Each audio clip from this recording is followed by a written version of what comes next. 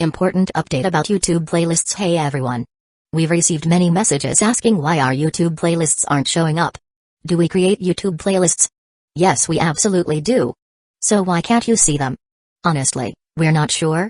We've been in contact with YouTube support for several months now, but we still haven't received a clear answer or solution. After much discussion, our team has decided to take matters into our own hands. We believe the issue might be related to the number of playlists we've created on a single channel, possibly too many. Our solution? We're launching 2 additional YouTube channels, giving us a total of 3. This way, we can organize our audiobooks better and avoid the playlist visibility issue in the future. This change only affects our YouTube audience. If you're a patron supporter, you can still access all our audiobooks by visiting the collection menu on Patreon. Thanks so much for your time and continued support. Happy listening. Cake had finally shed his perpetually brown casual clothes, donning a black suit. However, due to his physique and appearance, he resembled a large black pig. Cake struck a pose he considered dashing and eloquently recited the competition rules. At the end, he even glanced at Giant on the high platform. However, the audience below was not very forgiving. Seeing him dawdle on stage for a long time without announcing the start of the competition, they forgot that he was, after all, a vice admiral, and loudly urged him to get off the stage. Cake's face reddened slightly. He hastily announced the start of the competition and scurried off. The competition rules were simple. Since there weren't many trainees in the training camp, the participants were divided into 4 large groups: A, B, C, and D. 2 people formed a small team for a duel, and the entire arena was divided into 4 sections. Ultimately, 4 winners would be decided, who would then draw lots to form new groups for duels. The winners of the 2 groups would participate in the finals, while the 2 losers would compete for 3rd place. Hyuga, Bridge, and the other 2 were conveniently distributed among the 4 large groups, thus avoiding the awkwardness of eliminating their own people at the start. Hyuga was in the first group of Group A, meaning he was the first to go on stage. The start of the competition was announced. A staff member came to notify Hyuga to step onto the stage. Bridge and the others also went to their respective competition areas. Hyuga calmly walked onto the fighting platform and stood in the center. His Rinnegan eyes shimmered in the sunlight. He looked up towards the high platform and gently made a reassuring gesture. The high-ranking marine officials on the platform all looked at Giant. With their strength, they naturally saw that Hyuga had been looking at Giant just now. Giant didn't pay attention to the reactions around her. When Hyuga appeared on stage, her eyes lit up, and her body unconsciously leaned forward. Tsuru, who was beside her, glanced at her, thinking that her sister might be serious this time. A few days ago, she had even come to her asking to prepare a few devil fruits for that Hyuga Uchiha. Good heavens, preparing devil fruits, and several of them at that. Did she even hear what she was saying? Was her good sister treating devil fruits like cabbages? But since it was her own sister's chosen person, what could she do? She could only agree, considering it a dowry. However, agreeing was one thing. Tsuru still needed to carefully observe Hyuga Uchiha, both his strength and his character. Hyuga on the platform retracted his gaze and turned to look at his opponent. Chris's expression was grim. As a trainee from the same batch as Hyuga, how could he not know Hyuga's strength? Smoker's miserable state in the cafeteria was still vivid in his memory. How could he encounter such a pervert? Chris thought tragically. Hyuga naturally didn't know how rich Chris's inner thoughts were. He stood quietly in place, waiting for the signal to start the match. Finally, a gun fired, and the match began. The moment the gun fired, Hyuga remained motionless. He merely lifted his eyes slightly and unleashed a minimal power almighty push. The next moment, Chris was already embedded in the wall beneath the audience seats. This match lasted only 1 second from start to finish. Contestants in other areas hadn't even made their first move. The audience didn't even know what had happened, and the match was already over. Some were still looking around blankly, searching for Chris. On the high platform, Giant was delighted to see Hyuga end the battle decisively. She was the first to applaud, and then one person led the entire audience, gradually filling the entire arena with applause. Although there was no fierce fighting, the impact of such absolute strength was immense. Hyuga's first move also made everyone truly realize that his strength perfectly matched his reputation. Hyuga on the platform did not rush to leave. He used universal pull to pull Chris out of the wall, allowing him to land steadily on the ground. Chris hadn't sustained any serious injuries, he was just dazed by the repulsive force and had now regained consciousness. Seeing that Hyuga had specifically pulled him down, which gave him some dignity, the slight complaint in his heart dissipated. Before leaving, he cast a grateful look at Hyuga. Tsuru on the high platform also nodded slightly at Hyuga's actions. No matter how great the difference in strength, he knew how to respect his own people, which she, leaning towards the Dove faction, greatly approved of. Others were more concerned with Chaiga's strength. Sengoku smiled as he stroked his small beard. The more astonishing Chaiga's performance, the more it proved that his vision and decisions were absolutely correct, didn't it? Kizaru stopped clipping his nails and said in a peculiar manner, "Kawaii ni, how scary, this newcomer named Chaiga Uchiha. I heard he didn't eat a devil fruit but has more than one ability. He's truly a little monster." Giant glared at Kizaru upon hearing this, and thought, "You're the monster, you perverted, flashing yellow monkey." Akainu adjusted his hat. He wasn't particularly interested in Chaiga's attack methods. In his view, any attack method was a manifestation of strength. As long as the strength was sufficient, nothing else mattered. He already had a preliminary understanding of Chaiga's strength. Although that Chris was knocked down in one move, it didn't mean he was weak. Chris was from the elite training camp, and Akainu, who had also been there, knew that people from there couldn't be too weak, they at least had the strength of a colonel. For such a person to be resolved by Chaiga in one move already said a lot. This Chaiga Uchiha possessed at least the combat power of a rear admiral, and he was less than 18 years old. He must recruit this Chaiga Uchiha and make him understand his justice. At the very least, he couldn't let him go to Aokiji. How could indecisiveness end evil? Aokiji maintained his sitting posture, only secretly glancing at Akainu. He knew that Akainu had taken a liking to this Chaiga Uchiha and wanted to bring him under his command. Before the Ohara incident, he wouldn't have bothered with this, but after that event, he strongly disagreed with Akainu's justice. Therefore, if Akainu truly tried to recruit him, he wouldn't stand by idly. If a promising talent like Chaiga were to join Akainu's crew, it might lead to the emergence of a second Akainu. The high-ranking marine officials, each with their own thoughts, fell silent and quietly watched the remaining matches. Chapter 30, Reverse Fruit. On the other side, Bridge's battle had also begun. His opponent was Aizen, and his situation was looking grim.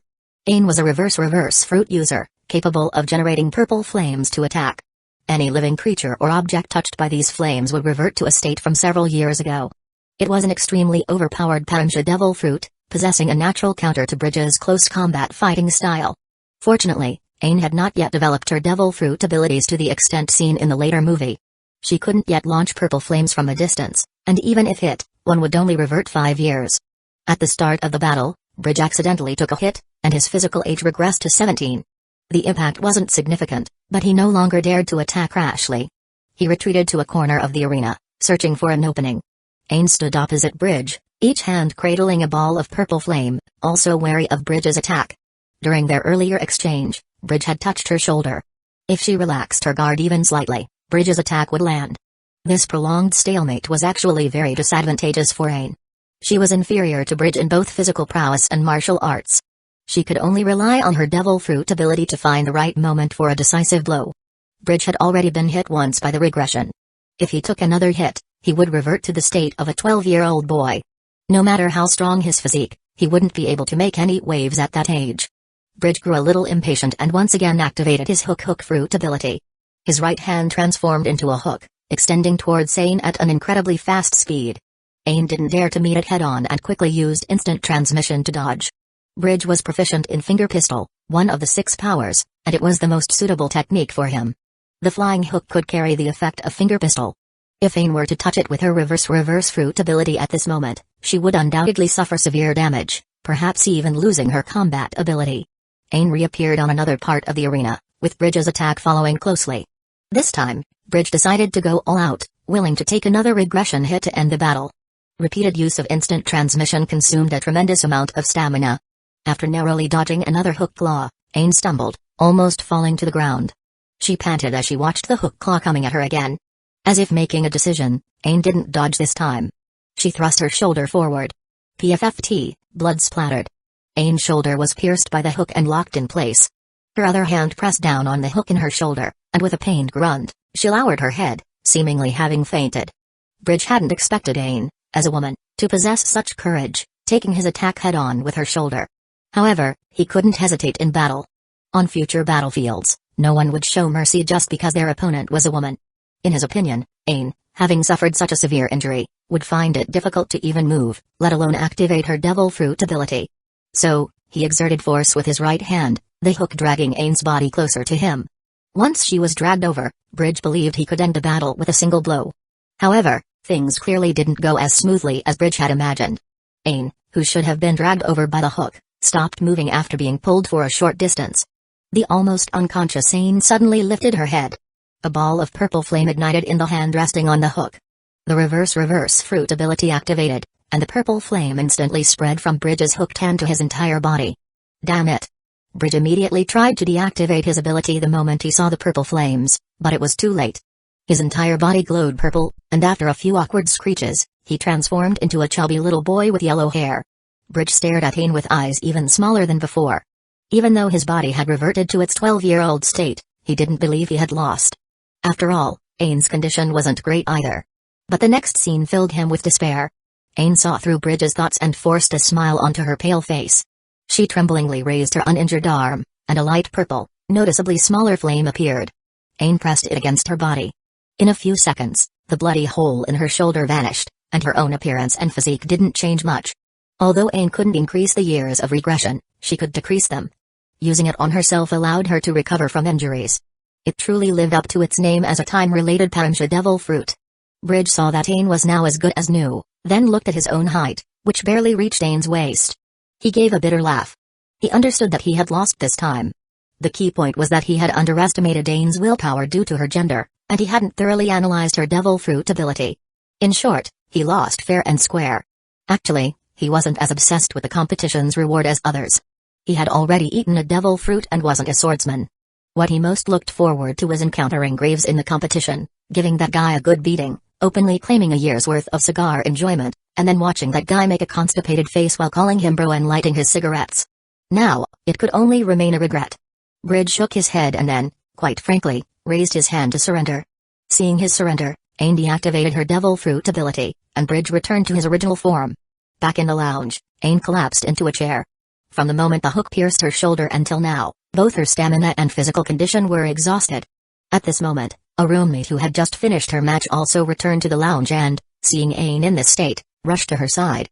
The roommate got closer and saw that Ain's face was pale, sweat constantly beaded on her forehead, and there was still a bloody hole in her shoulder, continuously bleeding. That was because Ain's stamina was depleted, and her devil fruit ability had automatically deactivated. The roommate quickly called for medical personnel, then turned to Ain and said with concern, "It's just a match, is it worth fighting so hard?"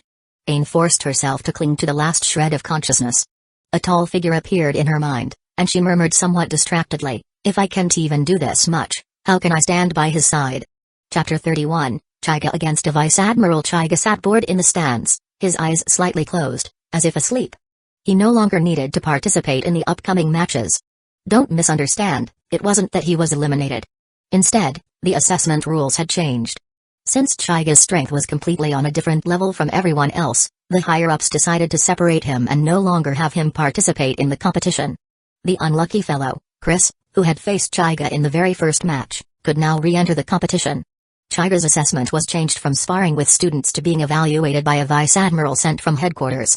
Before this, headquarters had already consulted Hyuga, as this would undoubtedly be unfair to him. However, headquarters decided that no matter how Hyuga performed in his battle with the vice admiral, he would definitely be given a devil fruit. Hyuga had no objections to this arrangement. It saved trouble and avoided the awkwardness of eliminating acquaintances. Today was the third day of the competition. The four final contestants from Groups A, B, C, and D were Ain, Smoker, Bins, and Gloves. Ultimately, Graves was eliminated, with Smoker, Bins, and Ain finishing first, second, and third, respectively. Smoker didn't choose a devil fruit or a great grade sword. He made his own request, a jit embedded with sea stone as his weapon. Marine headquarters agreed. After all, Smoker was a Logia user and a first-place winner of this competition, even though Hyuga hadn't participated in the final matches. Bins chose a great grade sword with a green hilt, named Green Vine. What puzzled everyone was that Ain, as an ability user, actually chose a devil fruit. And because she was third, she could only choose an unknown fruit not listed in the devil fruit encyclopedia. Ain silently returned to the stands, clutching a devil fruit. Her roommate immediately asked her why. Ain pursed her lips, recalling a conversation she had with Hyuga before the assessment. "What reward do you want from this assessment? Anyway, besides you, I can't think of anyone else who'd get first place." "A devil fruit, I guess. It has a special meaning to me." "Special meaning?" "Hee, it's a secret. I can only say it'll greatly help improve my strength." "You're going to eat it?" "No, if I eat it, won't I become a landlubber?" "Who are you talking about?" Sorry. Never mind if you don't want to say. It's your secret, but I know. You know what? Hee, secret. Shaking off her thoughts, Ain turned and smiled at her roommate. Because there was really nothing else to pick, you know. A devil fruit might even be worth money later. Her roommate thought about it and agreed, no longer dwelling on the question. She continued, alright, you're quite the little money grubber. Let's watch the match. The main event is next, the showdown between Chiga Uchiha and a headquarters vice admiral. TSK, this has never happened before. This Chiga Uchiha is truly a monster, he's not on the same level as us at all. Hearing her roommate call Chiga monster, Ain gave her a chiding look. Her roommate then remembered that Ain was practically a little fan of that Chiga Uchiha, and she'd been caught red-handed. Smiling awkwardly, she quickly said, oh dear, watch the match, watch the match. It's about to start. Ain wasn't truly angry. She put away the devil fruit in her hand and quietly waited in her seat for the upcoming match.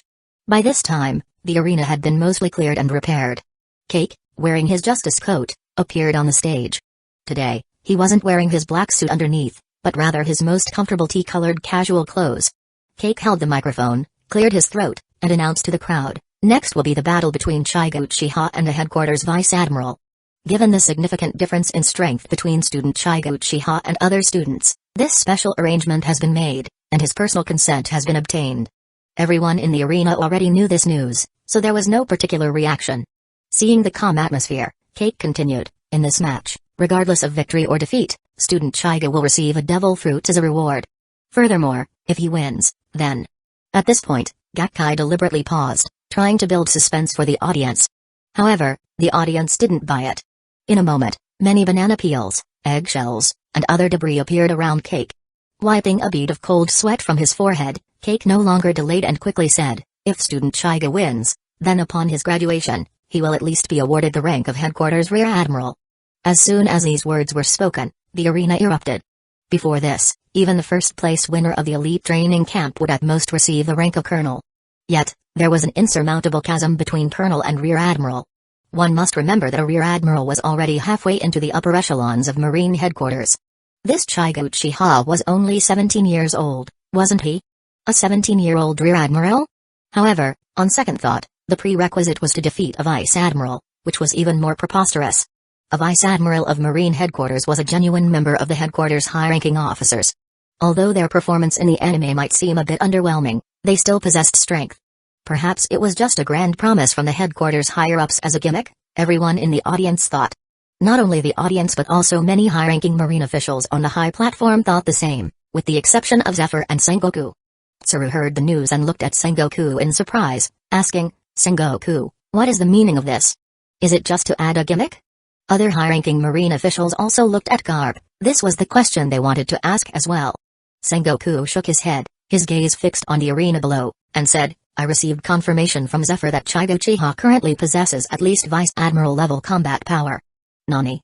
Sengoku's words were like a bombshell, leaving everyone stunned. They all looked at Zephyr, who nodded with a serious expression. Such growth speed was truly astonishing. Given Zephyr's character, he wouldn't joke about such matters. So, a 17-year-old Chiga now had Vice Admiral level combat power?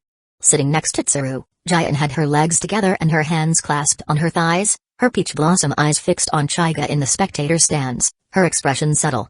Chiga in the stands seemed to sense something and looked up at the high platform, his gaze settling on Jian, who was watching him. Chiga smiled slightly and mouthed a few words to Jian, causing a blush to spread across Jian's face. With her strength, she naturally saw clearly and understood Chiga's meaning. Don't forget our promise, Sister Jian.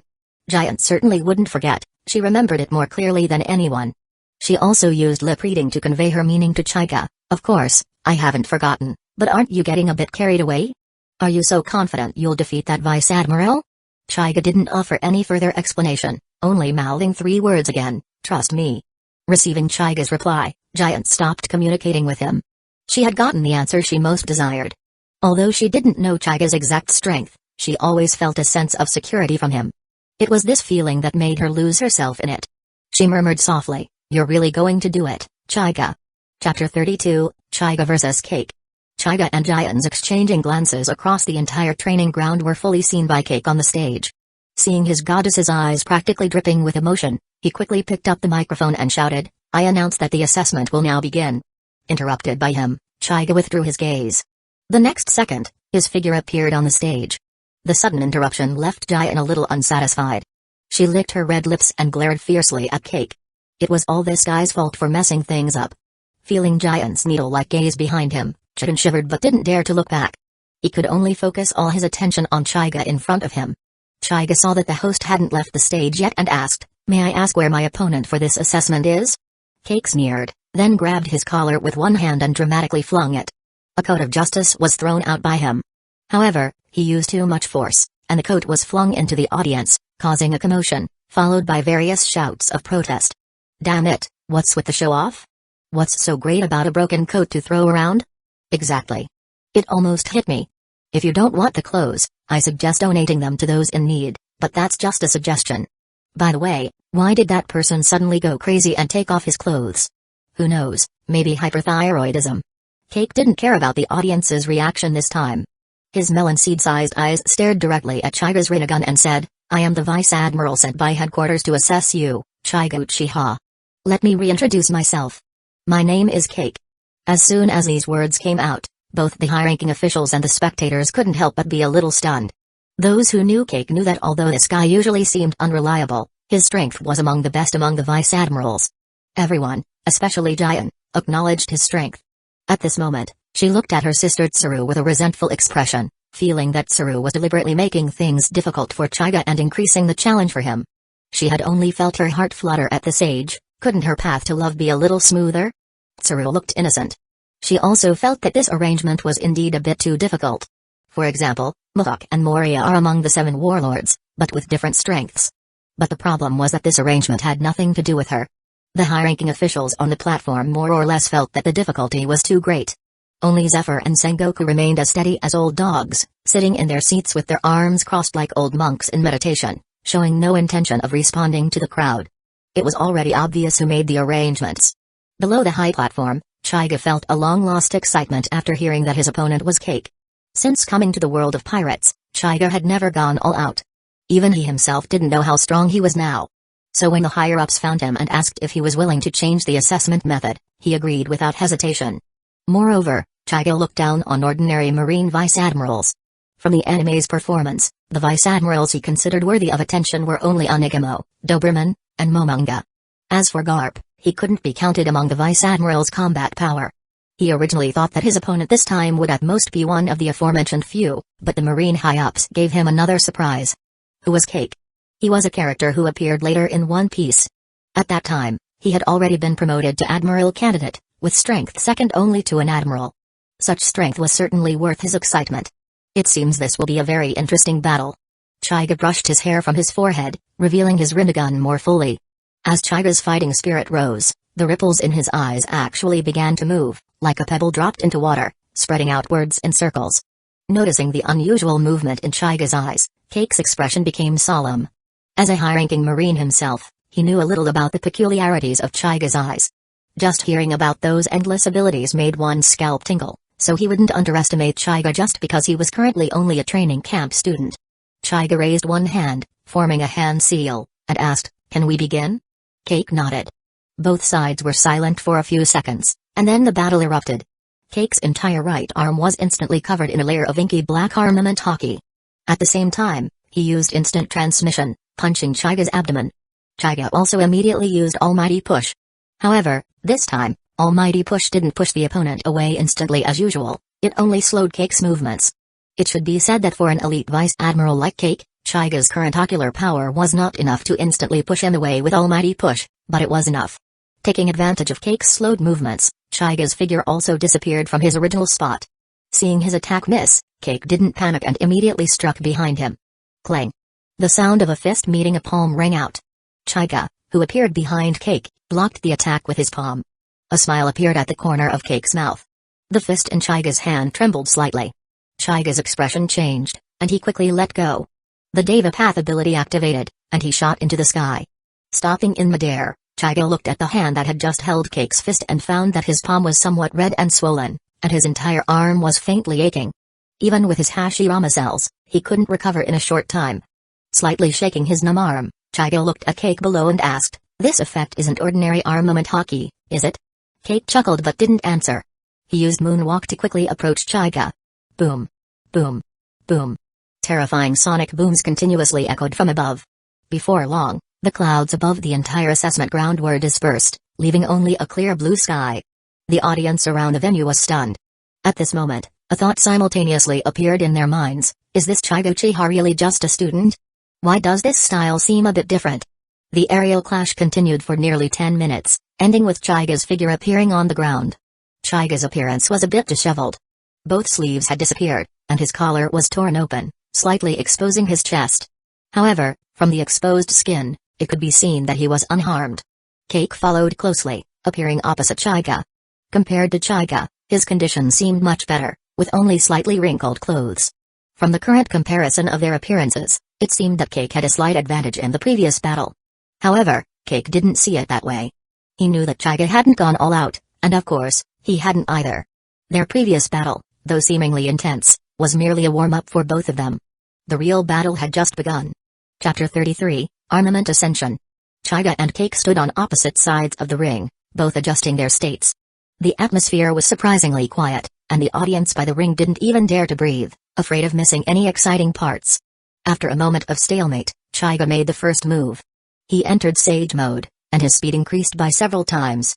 Cake was unprepared and was sent flying by Hyuga's attack, barely stopping at the edge of the ring. Hyuga didn't give Cake a chance to catch his breath, and the next wave of attacks followed closely. This time, Cake was prepared and seemingly dodged the attack by turning sideways, but in the next second, he was blasted away again. Spitting out a small mouthful of blood, Cake wiped his mouth, filled with doubt. He clearly dodged the attack just now, so how was he still hit? Suddenly, as if he thought of something, he looked up at Hyuga and asked, "Advanced Armament Haki? You can use it too?" Advanced Armament Haki, also known as Ryao Haki, which appeared in the Wano Country arc of the pirate anime, allows one to hit opponents without physical contact. Of course, there's even more powerful armament Haki, such as the one that can cause internal destruction. Those who master this kind of armament Haki are all top-tier powerhouses in the Great Seas. Cake asked the question, but in his heart, he was already certain that Hyuga's previous attack was an application of advanced armament Haki. Not just him, the high-ranking officials in the stands also thought so. Those who could sit here were all high-end combat forces of the Marines. They were certainly no strangers to advanced armament Haki, but could a Marine cadet master this? Kizaru glanced at Zephyr and said sarcastically, "When did advanced armament Haki become part of the training camp's curriculum? These rookies are really scary, now, aren't they, Teacher Zephyr?" Zephyr was slightly silent. He knew Kizaru was subtly mocking his act of giving Hyuga special training. This was a fact, and there was nothing to say. However, regarding Hyuga's attack just now, he knew it wasn't advanced armament Haki, because he hadn't taught him that yet. After some thought, Zephyr slowly said, "That's not advanced armament Haki. The attack method just now was Hyuga's own technique. He calls it Sage mode. Entering that mode allows him to use natural energy and also wrap it around his fists and feet. It does resemble advanced armament Haki somewhat." Sengoku also came out to help. There is indeed a difference. Hyuga Uchiha didn't use Haki at all just now, his arm showed no change. Seeing two people refute him, Kizaru closed his mouth. After all, looking for trouble for no reason wasn't his style, and besides, one of them had to pay his salary. Hyuga in the ring didn't explain so much to Cake. Taking advantage of Cake's slightly disordered breathing from the previous blow, he directly raised his hand and used the maximum power of universal pull on Cake. A huge gravitational force appeared. In the direction Hyuga's palm was facing, the stone slabs of the ring cracked inch by inch. Even the audience behind Cake found it hard to stay put and were almost pulled towards Hyuga. This was still under the condition that Hyuga controlled the attack range of universal pull. Cake had just been injured and was suddenly pulled by universal pull. Damn it. Don't be too arrogant, rookie. Cake, who had been continuously frustrated, also became angry. His right hand was once again covered in armament Haki, but this time the color of the armament Haki was clearly different from before, showing a reddish hue, which was true advanced armament Haki. Cake swung violently in midair, unleashing an even more powerful wave that went straight towards Hyuga. Hyuga also felt the danger of this attack and used another almighty push, but the effect was minimal. Without hesitation, he quickly created a yin-yang black rod with his other hand to block in front of him. Crack! The black rod broke instantly. This time, the one sent flying was Hyuga. Forcibly activating the power of the Deva Path, Hyuga finally stabilized himself after flying over 10 meters. Cake had turned the tide, feeling much better, but he didn't hold back at all. He pulled both arms back to his waist, charged for a moment, and then blasted them towards Hyuga. Boar impact. A transparent shockwave resembling a wild boar appeared on the field, even letting out a vivid roar towards the sky, then charging straight towards Hyuga. Hyuga, who had just stabilized himself, was about to be hit. In the stands, Giant's nails dug into her thigh, and Ain, sitting below the stage, bit her lip tightly. Everyone knew that Cake's attack was incredibly powerful, and anyone hit by it would lose a layer of skin. Boom. The entire center of the field was covered in smoke, and shattered stone slabs flew everywhere. Marine officers guarding the ring rushed to block them, preventing casualties among the spectators. Hyuga. A shout rang out. Others didn't pay much attention, but Giant in the high platform looked towards the direction of the sound. The one who shouted was Ain, sitting in the audience. Seeing Hyuga disappear into a cloud of smoke, she couldn't control her emotions. Seeing it was a Marine cadet, and a beautiful female cadet at that, Giant couldn't help but curl her lips, thinking that Hyuga wasn't just on her mind. However, at this moment, she didn't know what Hyuga's situation was, so she quickly put these distracting thoughts aside and turned to stare intently at the center of the field. After a long time, the smoke cleared. Hyuga's figure appeared in everyone's sight. He was looking down, his right hand facing the direction from which the shockwave came, and white smoke was still rising from his hand. However, what attracted the most attention was the back of his hand, where a black circular pattern appeared. 5 thick black lines connected to his 5 fingertips, and at this moment, that black circle was throbbing in bursts, like a black heart. Hyuga slowly raised his head and said softly, "Armament, Ascension." Armament, Ascension? What was that?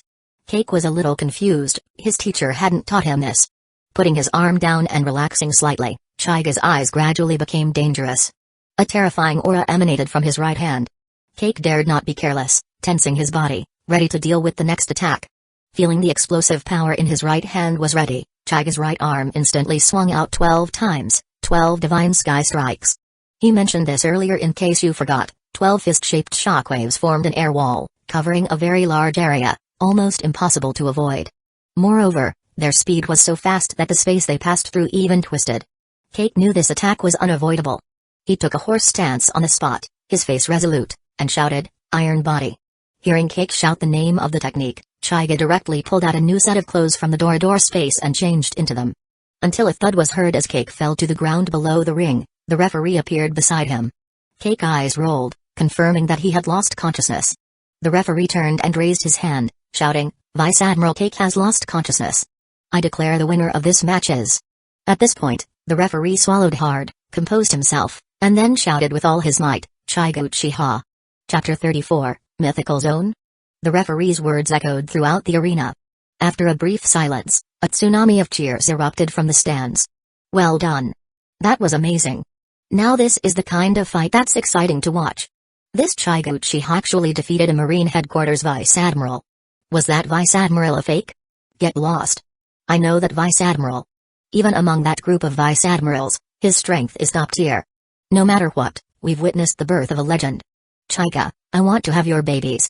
Compared to the audience below, the high-ranking Marine officials on the platform seemed calm, though of course, that was only on the surface. Akainu slammed his hand on the armrest of his chair and said in an undeniable tone, "I want this Hyuga Uchiha." Aokiji, however, didn't buy into it at all. He continued to rest his chin on his hand and calmly uttered 2 words, "Reason?" Akainu's right arm turned into magma, dripping magma sizzling on the ground and emitting plumes of black smoke. He said coldly, "Because I am a Marine Admiral." Aokiji scoffed disdainfully, also elementalizing his arm and radiating bone-chilling cold. He showed no intention of humoring Akainu. He looked at Akainu and said word by word, "Then I'm also a Marine Admiral. You say you want him, and I'll just give him to you? It seems you're deliberately trying to cross me, aren't you? Hey, how dare I oppose you? After all, you killed a whole ship of civilians, didn't you? Childish. For justice, sacrifice is unavoidable. Absurd. What kind of justice is massacring innocents?" The two became more and more agitated, and the situation was about to spiral out of control. Kizaru was the closest but showed no intention of stopping them. In fact, his body began to photonize, as if he would be the first to leave the scene if they started fighting.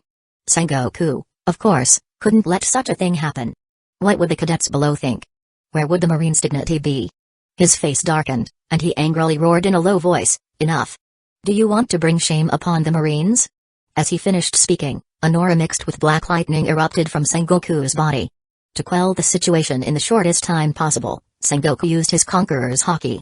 As the supreme commander of the entire Marines, Sengoku's Conqueror's Haki was naturally not weak. Akainu and Aokiji, as the primary targets of this Haki, also had their expressions change drastically and fell silent once more. Seeing the two quiet down, Sengoku also retracted his Conqueror's Haki release and said coldly, "No one can interfere with Chigo Uchiha's destination after graduation. He will choose it himself." Akainu wanted to say something more, but Tsuru, who had been silent, gave him a cold look. Seeing this, he could only swallow the words he wanted to say. No matter how unruly he was, he couldn't go against both Sengoku and Tsuru. The Marines, after all, were still dominated by the Dove faction's influence. He could only endure this time. He clenched his fists and thought with resentment, "Damn it, if only I were the Marine Fleet Admiral." The near conflict between the two Marine Admirals did not affect Jian. At this moment, her eyes were only on Chiga in the center of the arena. She wished she could rush down and hug Chiga tightly. Forget one condition, several conditions wouldn't matter. She had already decided on this junior, who was more than 10 years younger than her but always brought her surprises and a sense of security. However, age was never an issue. Strictly speaking, Chiga was not just 17 years old. In the stands, Ain tightly covered her mouth with both hands, tears welling up in her eyes.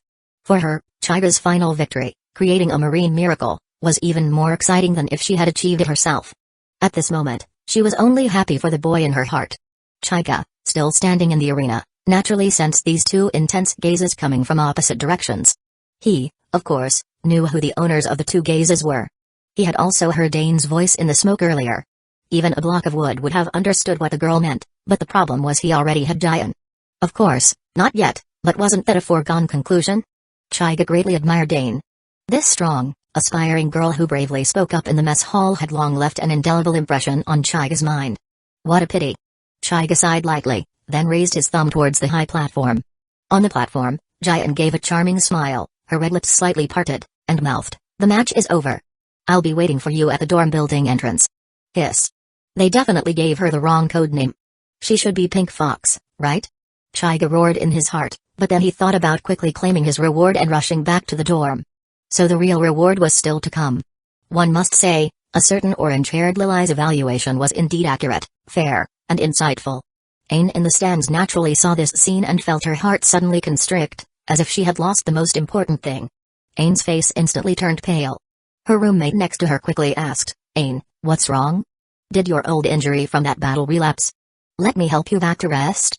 Ain forced a smile and waved her hand, weakly saying she was fine and that her roommate shouldn't worry.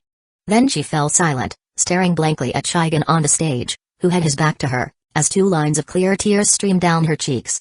She whispered, "I know now that you might not be my moon, but for a moment, the moonlight did shine on me." And this year's annual assessment concluded successfully after Sengoku stood up and gave a speech. After the match, Chiga was also led by a referee to Sengoku's office. The other high-ranking marine officials had already been sent away by Sengoku, especially Akainu and Aokiji. Who knew if those two would start bickering again if they saw Chiga in person? Putting aside those two troublesome individuals, Sengoku liked Chiga more and more as he looked at him, a young man who had brought him so many surprises in less than a year. "I heard that girl Jian is particularly fond of this kid. Why doesn't she make a move quickly? The person I fancy can't be bad, right?" Sengoku could only think these words to himself, he would never say them aloud. Of course, it wasn't because of Tsuru, absolutely not. Chiga, seeing that Sengoku hadn't spoken for a long time, pretended to cough twice to remind Sengoku. Sengoku also came back to his senses and coughed twice, easing the awkwardness. One must say, coughing twice for no reason is always effective in breaking awkward situations. Sengoku resumed his usual serious expression and took out 3 exquisite boxes from the cabinet, pushing them towards Chiga. These 3 boxes were the rewards prepared by Marine Headquarters for Chiga, 3 powerful devil fruits to choose from. Chapter 35, to Magatama. Marine Headquarters, in the Fleet Admiral's office, Chiga looked at the 3 boxes in front of him, thinking that these must be the devil fruits awarded by the headquarters this time. Sengoku didn't keep him in suspense and directly introduced what was inside the boxes. These 3 boxes contain the rewards for you coming in first in the assessment, 3 devil fruits for you to choose from.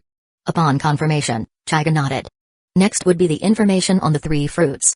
According to previous information, the fruits awarded for first place were all recorded in the Devil Fruit Encyclopedia, to prevent a trash fruit from ruining someone's future. Sengoku saw Chiga's calm reaction and thought he was worried about the quality of the fruits, So he continued, "Don't worry, these are all abilities recorded in the encyclopedia, and I've even helped you filter them slightly. They shouldn't disappoint you." Chaiga looked at Sengoku in surprise. The fleet admiral of the Marines personally filtered them slightly. He was really afraid that the back door he opened for him wasn't wide enough. Was he directly leading him in now? Regardless, Chaiga appreciated it. Sengoku had helped him a lot, and so had Sapphire. Although a large part of their help was due to his talent and strength, the fact remained that they helped him. A gentleman judges by actions, not intentions, right? He also had to give something back. It wasn't good to always owe favors. He wondered how Corazon was doing now. Chaiga knew that Sengoku had deep feelings for Corazon. In the anime, upon hearing of Corazon's death, Sengoku cried out loud, showing his grief. So, if he had the chance, he would step in to save Corazon. Sengoku, of course, was unaware of Chaiga's thoughts. He continued with the introduction of the devil fruits. The one on the far right is the Paramsha scythe fruit. Its ability is to generate air slashes like sharp scythe blades, with decent offensive power. The one in the middle is the Zone cat fruit, ancient zone, saber-toothed tiger form. It offers a more balanced improvement to your physical abilities, but it might have some impact on your personality. When he got to the last one, Sengoku specifically looked up at Chaiga. Seeing that he had no reaction to the first two fruits, he thought, I knew this kid's standards weren't low. These two fruits are already abilities that people would fight over outside, yet he doesn't even care. But no matter how high your standards are, I don't believe you can remain indifferent to this last fruit. This is a treasure among treasures in the Marines' collection. Compared to the last one, the first two are just a warm-up. Thinking this, Sengoku still introduced the last fruit with an unchanging tone. And this last one, it's also a zone, but a rarer mythical zone.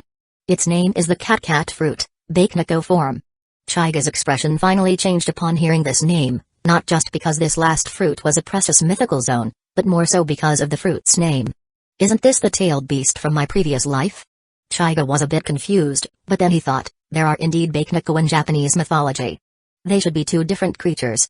Sengoku saw Chaiga's expression finally change and thought, little brat, you're stunned by my generosity, aren't you?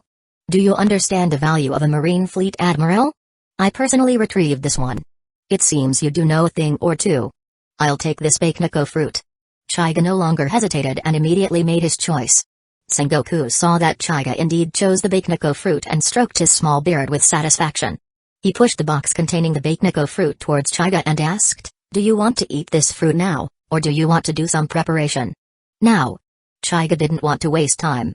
When the box was pushed in front of him, he felt his eyes heat up, and an uncontrollable, intense craving arose in his heart.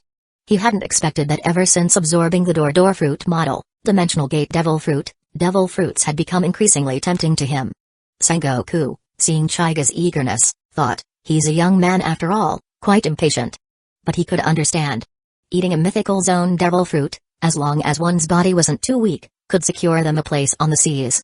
However, devil fruits were very difficult to eat. Sengoku, having eaten one himself, still couldn't forget that taste. They said it tasted worse than excrement. He had certainly never eaten excrement, but he could confirm that this statement was absolutely not an exaggeration. So, upon hearing that Chaiga was going to eat the devil fruit now, Sengoku stared intently at Chaiga, ready to enjoy the expression on Chaiga's face after eating something that tasted like excrement. However, the subsequent scene was destined to disappoint Sengoku. Chaiga opened the box, revealing a black fruit shaped like an apple. He then slapped it directly, activating the Pretapath ability. In a moment, the fruit devolved into a normal red apple. A whole devil fruit was just a special energy body to Chaiga. He didn't even need the human path's cooperation, he could directly absorb the ability using the Pretapath, which was convenient, effortless, and worry-free. Having completed the absorption, Chaiga clapped his hands and pushed the box back to Sengoku, indicating that it was over. Sengoku's eyes almost popped out. He looked at the large red apple on the table, then looked up at Chaiga and asked, done? Done. Just like that? Where's the eating excrement face I was promised? And what kind of eating method is this, Chaiga? Why is it so different from how I did it? Sengoku was truly about to lose his composure. Chaiga, meanwhile, touched his right eye. At this moment, another Tomoe had appeared in his right Rinnegan. However, this time the feeling was somewhat peculiar. He always felt that this Tomoe was restless, as if it had a life of its own. He tried to activate the fruit's ability. The next moment, black flames ignited on Chaiga's exposed hands, but there was no burning sensation. Instead, it carried a hint of coldness. Black fur appeared on the skin within the flames, and his nails became sharp. This was a partial beastification of the zone type, which was Chaiga's favorite combat state. In this state, attack power, recovery power, and stamina would all be greatly enhanced, especially the speed of feline animals, which saw the most significant improvement. But even after using the ability, the newly formed tomoe in his right eye continued to pulsate, as if trying to break free.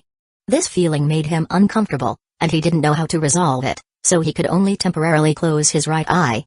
Sengoku's heart tightened when he saw his action. He worried that something had gone wrong with Chaiga's method of absorbing devil fruits, and the problem was in his eyes. That wouldn't do. Chaiga's eyes were more precious to the Marines than any mythical zone devil fruit. He quickly asked, "What's wrong? Is there something uncomfortable with your eyes? Do you need a doctor?" Chaiga waved his hand, indicating that he was fine. Sengoku was still somewhat uneasy and pressed on, "Is it possible that your absorption method caused a problem? Can you explain this method?" To be honest, he hadn't intended to ask Chaiga about this. Everyone had their own secrets, especially concerning their strength. However, he was worried about Chaiga, which was why he asked. It could be said that apart from Kor's own, Chaiga Uchiha was Sengoku's most concerned junior now. Chapter 36, Metis, the Mythical Zone Cat. Faced with Sengoku's questioning, Chaiga pondered slightly, thinking of the most concise answer. Covering his right eye, he said to Sengoku, "I'm fine, Fleet Admiral Sengoku, thank you for your concern. You can understand this absorption method as my eye eating the devil fruit." Chaiga wasn't afraid that exposing this secret would lead to him being subjected to human experiments by the world government. He was well protected in the Navy by Sengoku, Zephyr, and others, and his own strength was enough to protect himself. Whether it was the Flying Thunder God, the Dorador fruit model, Dimensional Gate Devil fruit, or Yamatsu Hirasaka, Chaiga was fearless. It could be said that if he wanted to leave, very few could stop him. However, upon receiving such an answer, Sengoku's face instantly turned into a black question mark. He wondered, can an eye eat a devil fruit? Does that mean ears, noses, and so on can also eat them? So, I've been at a disadvantage by only eating with my mouth, only being able to eat one, right? Knowing that Sengoku would react this way, Chaiga added, only my Rinnegan can. Alright, at this point, Sengoku could only accept this strange setting.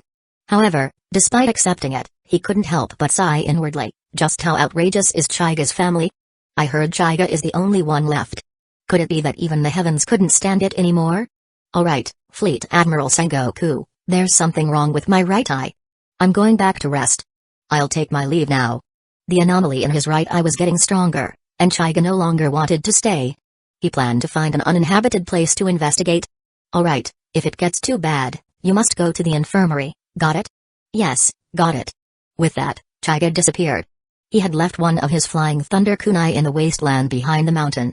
His Flying Thunder wasn't as proficient as the fourth's, so he couldn't leave the marks on objects at any time, but it was very useful for fixed-point teleportation. Training Camp's back mountain wasteland, whoosh. Chaiga's figure appeared beside the marked kunai. As soon as he arrived, a voice echoed in Chaiga's mind, "Master, let me out." Chaiga was startled. This feeling was truly bizarre. He tried to communicate with the voice in his mind, "Who are you? How are you inside my body?" The voice sounded again, "According to that human just now, I am Matetabi, and you created me." Nani? Chaiga was completely bewildered. Animal-type fruits had this kind of situation? But the current problem was to quickly release this Matetabi. Having a voice constantly in his mind was too strange. How do I release you?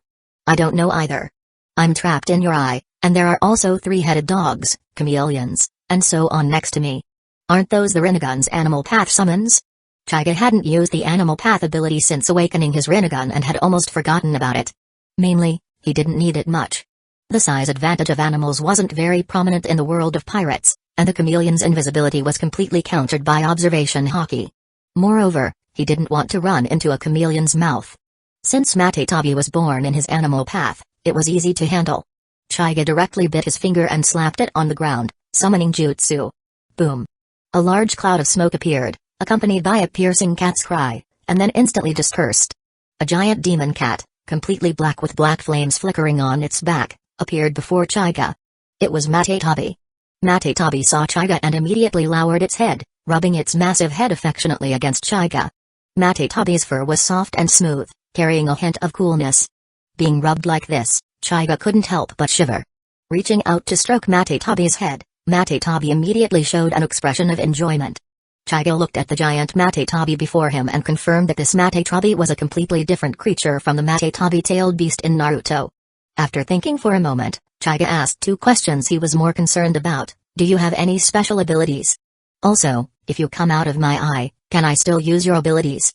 Matetabi respectfully replied, my black flames have extremely low temperatures and can freeze targets. I can also use black flames to control corpses. Corpses struck by my black flames can exert 50% of their original strength. And please rest assured, Master, even if I am outside, you can still use all of my abilities, including beastification. Hearing Matetabi's answer, Chaiga nodded in satisfaction. Setting aside the offensive nature of the black flames, the ability to control corpses alone was very practical, definitely stronger than a pure world reincarnation without a white Zetsu body. Although he could also control corpses with black rods, the effect was not as good as Matetabi's black flames, not to mention that Matetabi itself could serve as a powerful summon to assist him in battle. All in all, Chaiga gave this assessment reward a 5-star rating. In a good mood, Chaiga found Matetabi more and more pleasing to the eye. However, it was getting late, and he was ready to return to his dorm. But he couldn't just take Matetabi, with its large size, back like this, could he? As if sensing Chaiga's thoughts, Matetabi's voice echoed in Chaiga's mind, Master, I can change my size. Can I sleep next to you tonight? That space in your eye really isn't comfortable, Master. As it spoke, Matetabi's cat face actually made a pitiful expression, and even carried a hint of cuteness.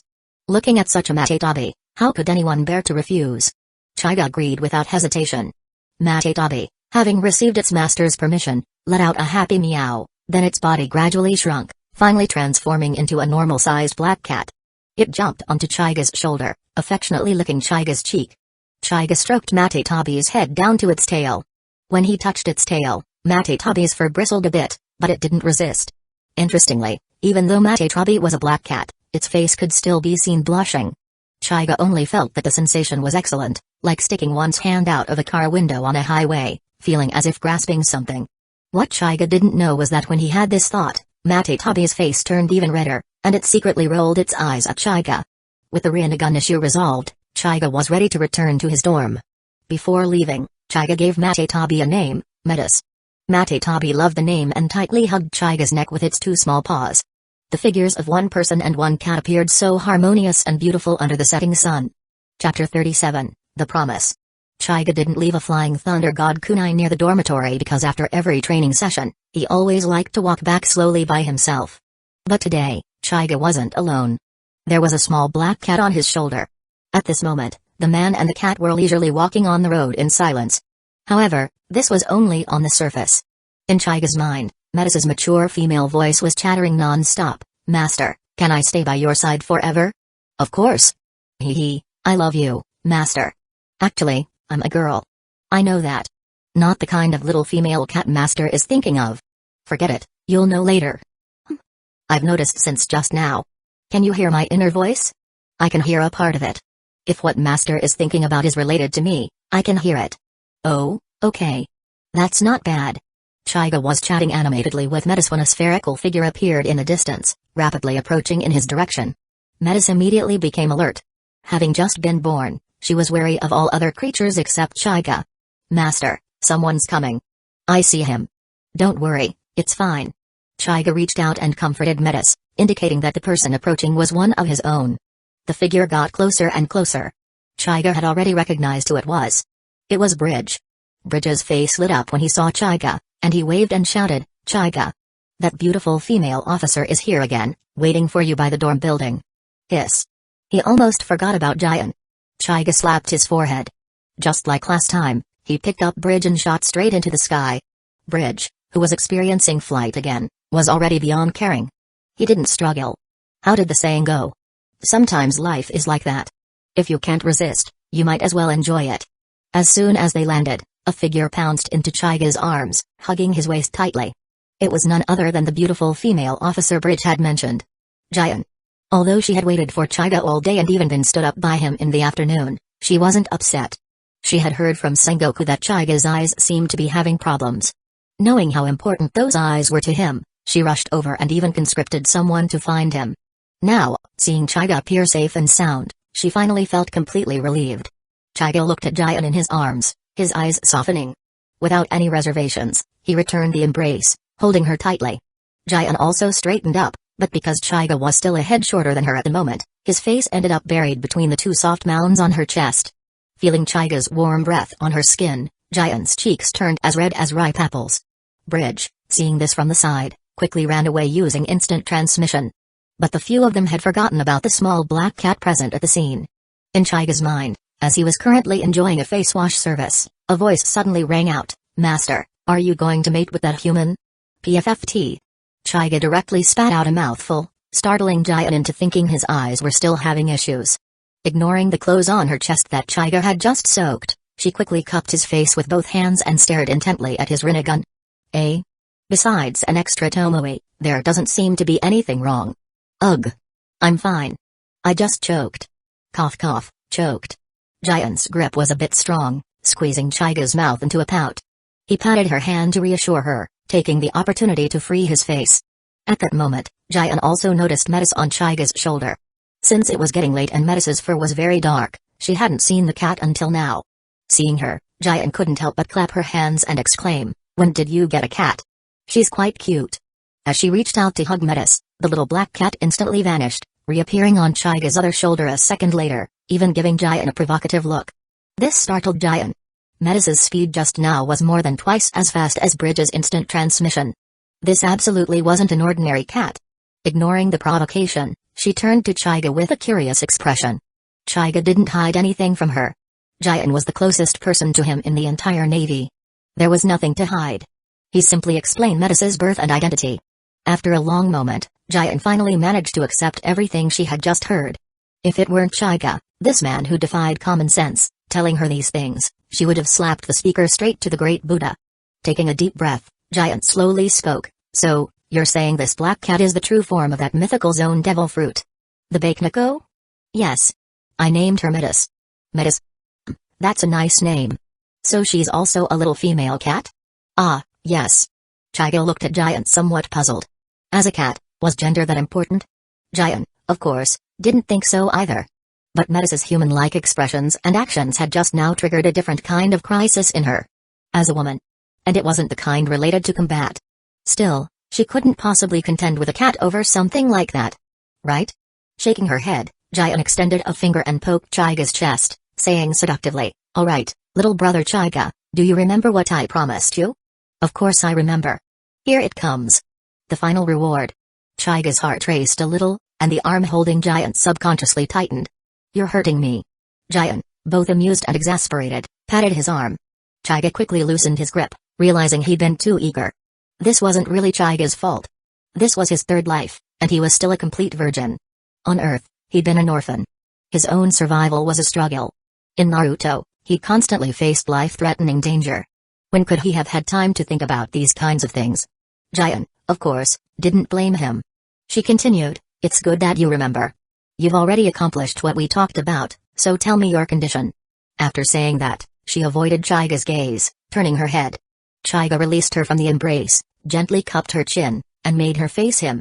Then he said seriously, "My condition is, I want you to date me, become my woman. Is this condition acceptable?" Jian stared blankly at him. Without a doubt, this was the very answer she had most hoped for. When she proposed that goal to him at the dormitory entrance, it was her way of confirming Hyuga's feelings. She had already developed emotions for him but hadn't been sure how he felt. In a moment of impulsiveness, she gave him what she thought was a difficult goal. She never expected him to achieve it in just 1 year. And now he'd given her the very answer she wanted to hear. At this moment, Jian felt nothing but immense happiness. Being bashful wasn't her style. The moment Hyuga finished his sentence, she assaulted him with a pair of red lips. After a brief moment of stunned silence, Hyuga responded just as passionately. The only witness to this moment was Metis, perched on his shoulder. Her small paws covered her face. But through the slight gap between them, the little cat was clearly peeking. Chapter 38, Rear Admiral Hyuga. The next day, Hyuga appeared at the training ground looking refreshed. Bridge, standing beside him, leaned over and whispered to Graves, "Boss Hyuga must have found love. Look how happy he is today." Graves gave Bridge a sideways glance and said nothing. He didn't dare gossip about Hyuga. He still remembered Hyuga promising to introduce him to that beautiful female officer's sister. Good heavens, if she looked anything like Miss Jian, how bad could she be? Just the thought made his heart race. Now was the time to draw a clear line between himself and this blabbermouth Bridge. Seeing Graves wasn't biting, Bridge shut his mouth in frustration. He turned to Binz, giving him a pointed look that screamed, "Ask me. Come on, ask me what happened last night." But as expected, Binz remained silent. "Fine. You guys are amazing, huh? All high and mighty, too good for gossip. Whatever. I'll just savor it by myself." As usual, Zephyr appeared on the high platform, his gaze sweeping over the assembled cadets before he began to speak. "Today, I have 2 announcements. First, congratulations to Hyuga for taking first place in this year's annual assessment." Thunderous applause broke out immediately. Many cadets' faces turned red with excitement, as if they had won first place. After all, this assessment included not just their class, but many upperclassmen as well. Yet the top spot still went to someone from their group. It was a glorious achievement. At least now, they wouldn't have to hear Zephyr's favorite line, "You are the worst class I have ever taught." Once the applause died down, Zephyr continued. "The second announcement. Cadet Hyuga will be temporarily leaving the training camp. Headquarters has decided that, given his strength, he will be assigned to a special post for the next year." After saying that, Zephyr looked directly at Hyuga. His eyes held pride, some reluctance, but mostly, relief. Hyuga was his most accomplished student. That student had matured early and was ready to head out to sea. As a teacher, all he could do now was support him. Hyuga's roommates looked visibly reluctant. Bridge outright hugged Hyuga, crying with snot and tears streaming down his face. "Boss Hyuga, don't go." Metis, sitting on Hyuga's shoulder, looked disgusted and shoved Bridge's chubby face away with a little paw, as if trying to avoid getting any snot on Hyuga's clothes. Graves didn't care about appearances anymore and quietly lit a cigar. Binz simply stared at Hyuga with wordless emotion in his eyes. Hyuga looked a little speechless. He pried Bridge off and spread his arms. "What's wrong with you guys? We'll meet again soon. Maybe in less than a year, you'll be on my ship. Believe it?" The other 3 froze. Bridge was the first to react. Right. With Boss Hyuga's strength, wouldn't it be easy for him to rack up military merit? Then he'd rise through the ranks, and... well, chickens and dogs ascending to heaven might be a bit off, but the meaning fit. The trio quickly calmed down. Hyuga patted their shoulders. Then suddenly glanced off into the distance. Bridge noticed. "What's wrong?" he asked. Hyuga just shook his head. "Nothing." Far off, Ain quietly lowered her gaze. She looked down at her feet. Or at least tried to. Thanks to her, development, her view was blocked by 2 prominent peaks. "Will we meet again, Hyuga-kun?" After the announcements, Zephyr declared a day of rest to celebrate the camp's outstanding performance. Cheers rang out, and the heavy mood of parting was diluted. Later, Hyuga was summoned to Zephyr's office. This time, the former admiral didn't wear his usual stern expression. As Hyuga entered, he saw Zephyr smiling. Gently, almost fatherly. "Teacher Zephyr, is something wrong?" "No. I just wanted to see you again. You'll probably be very busy from now on." Seeing Zephyr like this, Hyuga felt a pang in his chest. The man looked lonely. Those damn pirates. The more he got to know Zephyr, the more Hyuga hated pirates. This was once an admiral known as the Unkilling. How could they do that to him? Suddenly emotional, Hyuga asked, "Teacher Zephyr, what's your view on pirates now?" Zephyr froze. He stayed quiet for a long time, then instead of answering, he asked in return, "What's your view on kindness?" Hyuga thought for a while, then answered firmly, "Kindness must have a sharp edge. Softness without boundaries only lets others take advantage. Benevolence without principles just gives evil room to grow." Zephyr stared at him, then chuckled quietly and shook his head. Kindness must have a sharp edge. Well said. He fully agreed. In a way, these words denied the very justice he once stood for. But what did that matter now? Would his refusal to kill bring back his wife and child? Had it ever made a pirate truly repent? Hyuga's words weren't just for him. They were a warning to the Navy's pacifist faction. Their too kind justice was sometimes nothing but weakness in disguise. And though Akanu's version of justice was extreme, the truth was, this sea needed people like him. Hyuga already had a justice of his own. You couldn't say whose justice was truly right or wrong. But Zephyr. He approved of this student. Fully. This boy wouldn't stop at being an admiral. He'd reach the position of fleet admiral. Maybe even beyond. And Zephyr. He'd live to see it. He had to. For the first time in a while, he felt full of energy again. No longer an admiral. But he'd use every ounce of his strength to help Hyuga reach the peak. He stood up and placed a firm hand on Hyuga's shoulder. "Go forth with confidence, Hyuga. Your teacher will always be your strongest support at headquarters." Chapter 39, Internship at Sabati Marine Headquarters, Marshal's Office. Hyuga, this is the appointment letter from headquarters. You haven't officially graduated yet, but they've decided to make an exception.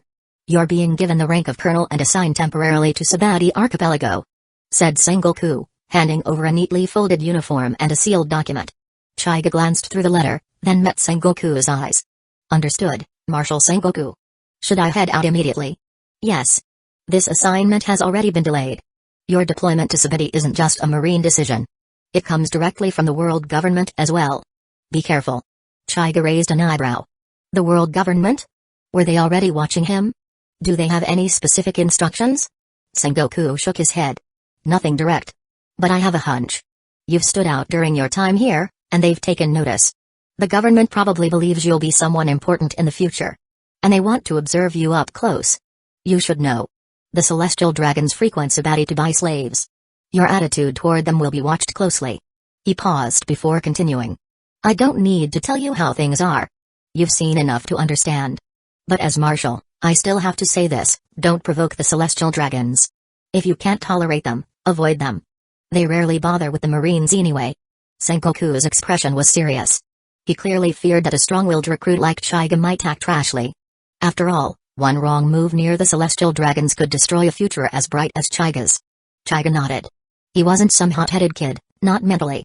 He understood the weight of what was being said. "I promise, I won't cause any unnecessary trouble." Only after hearing that did Sengoku allow himself to relax. He waved a hand. "Good. You're dismissed." As Hyuga stepped out of the office, he nearly ran into Garp. The grizzled vice admiral grinned and immediately slung an arm around Hyuga's shoulders. "Isn't this Hyuga? Come on, let's grab some senbai from Sengoku's stash." Hyuga chuckled and shook his head. "Just came from there.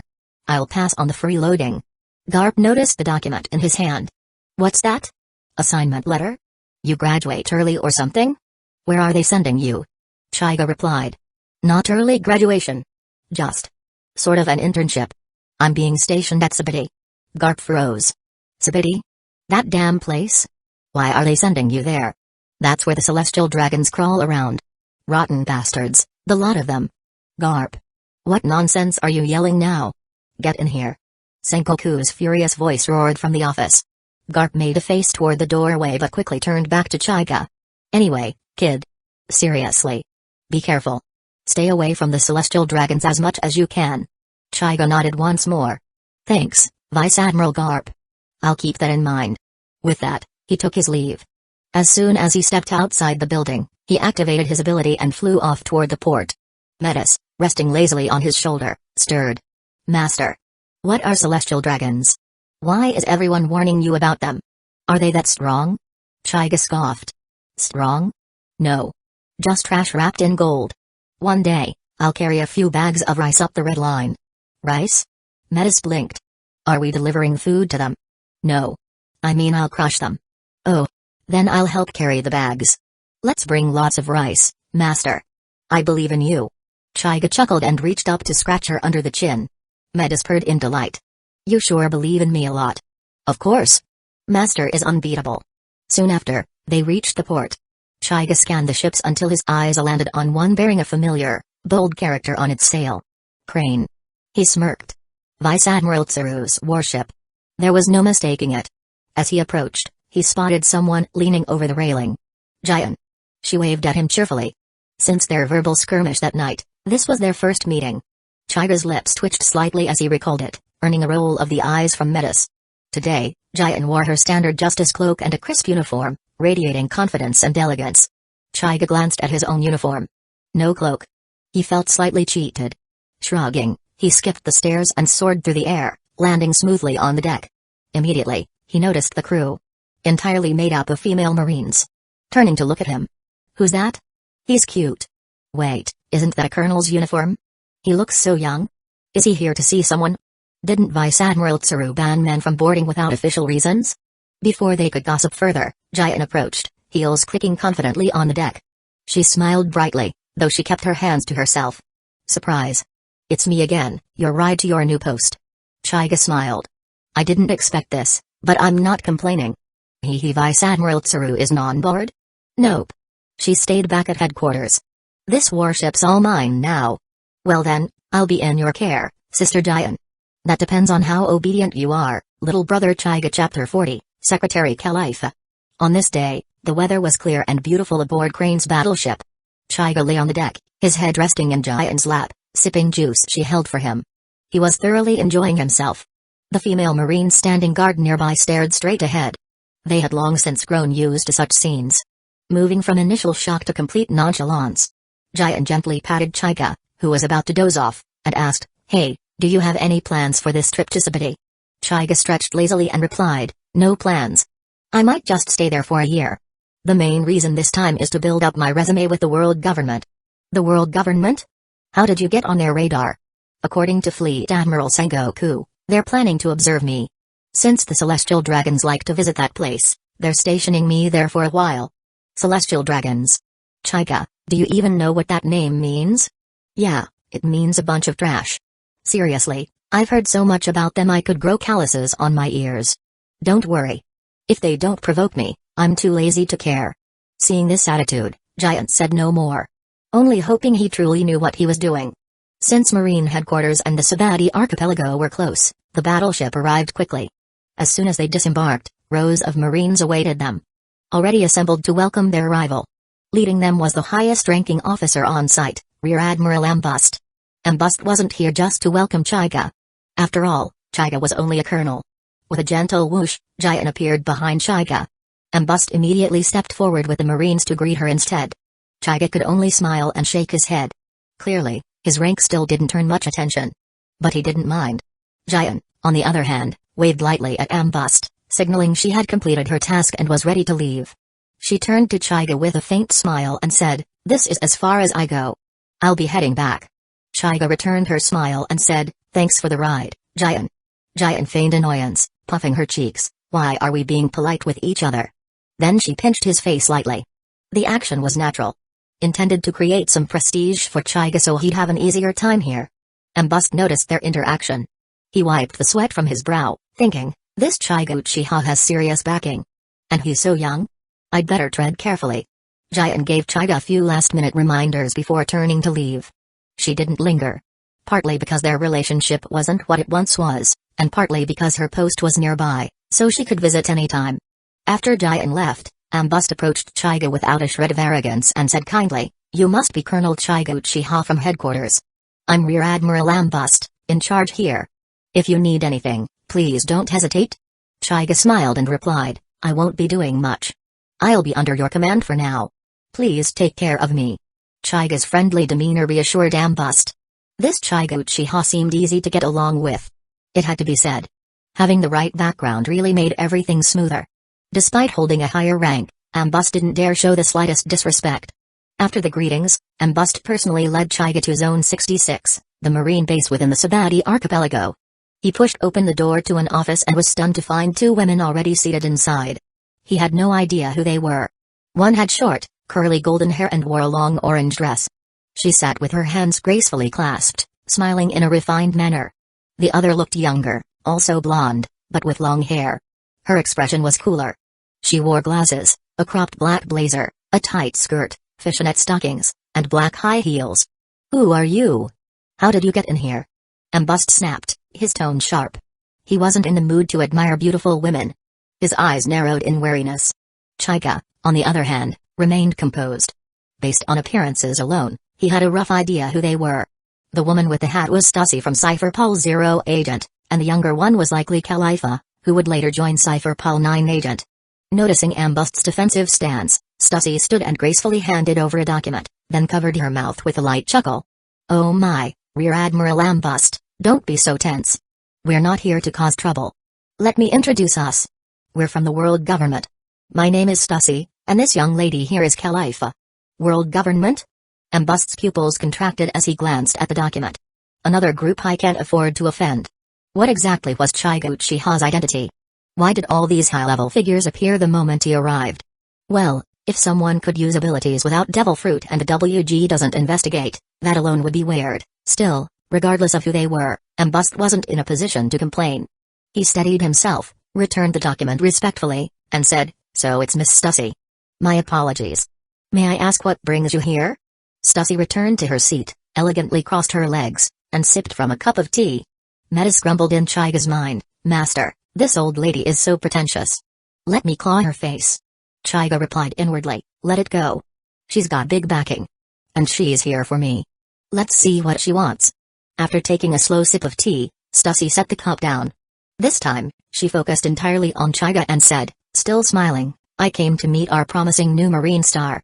Colonel Chaiga Uchiha. Ah, so it's me after all. Fine, you big shots can play your games, just don't drag me into it." Ambust, realizing this wasn't his business, slipped out of the room, gently closing the door behind him. Once they were alone, Chaiga asked, "What can I do for you, Ms. Stussy?" Stussy smiled and pointed at Khalifa beside her. "While I was curious to meet the rising star myself, I'm not the main event here. I'm simply here to deliver her to you. This is Khalifa. She'll be serving as your secretary during your time in Sabaody." Khalifa stood and walked over to Chaiga, bowing at a full 90 degrees. From Chaiga's angle, her deep cleavage was impossible to ignore. "Nice to meet you. Please take care of me, Colonel Chaiga." Chaiga didn't reply immediately. He looked to Stussy instead. She had expected his suspicion and gave a prepared explanation. "Assigning Khalifa as your secretary is the government's arrangement. She'll assist with daily affairs. Meals, schedules, logistics, the works.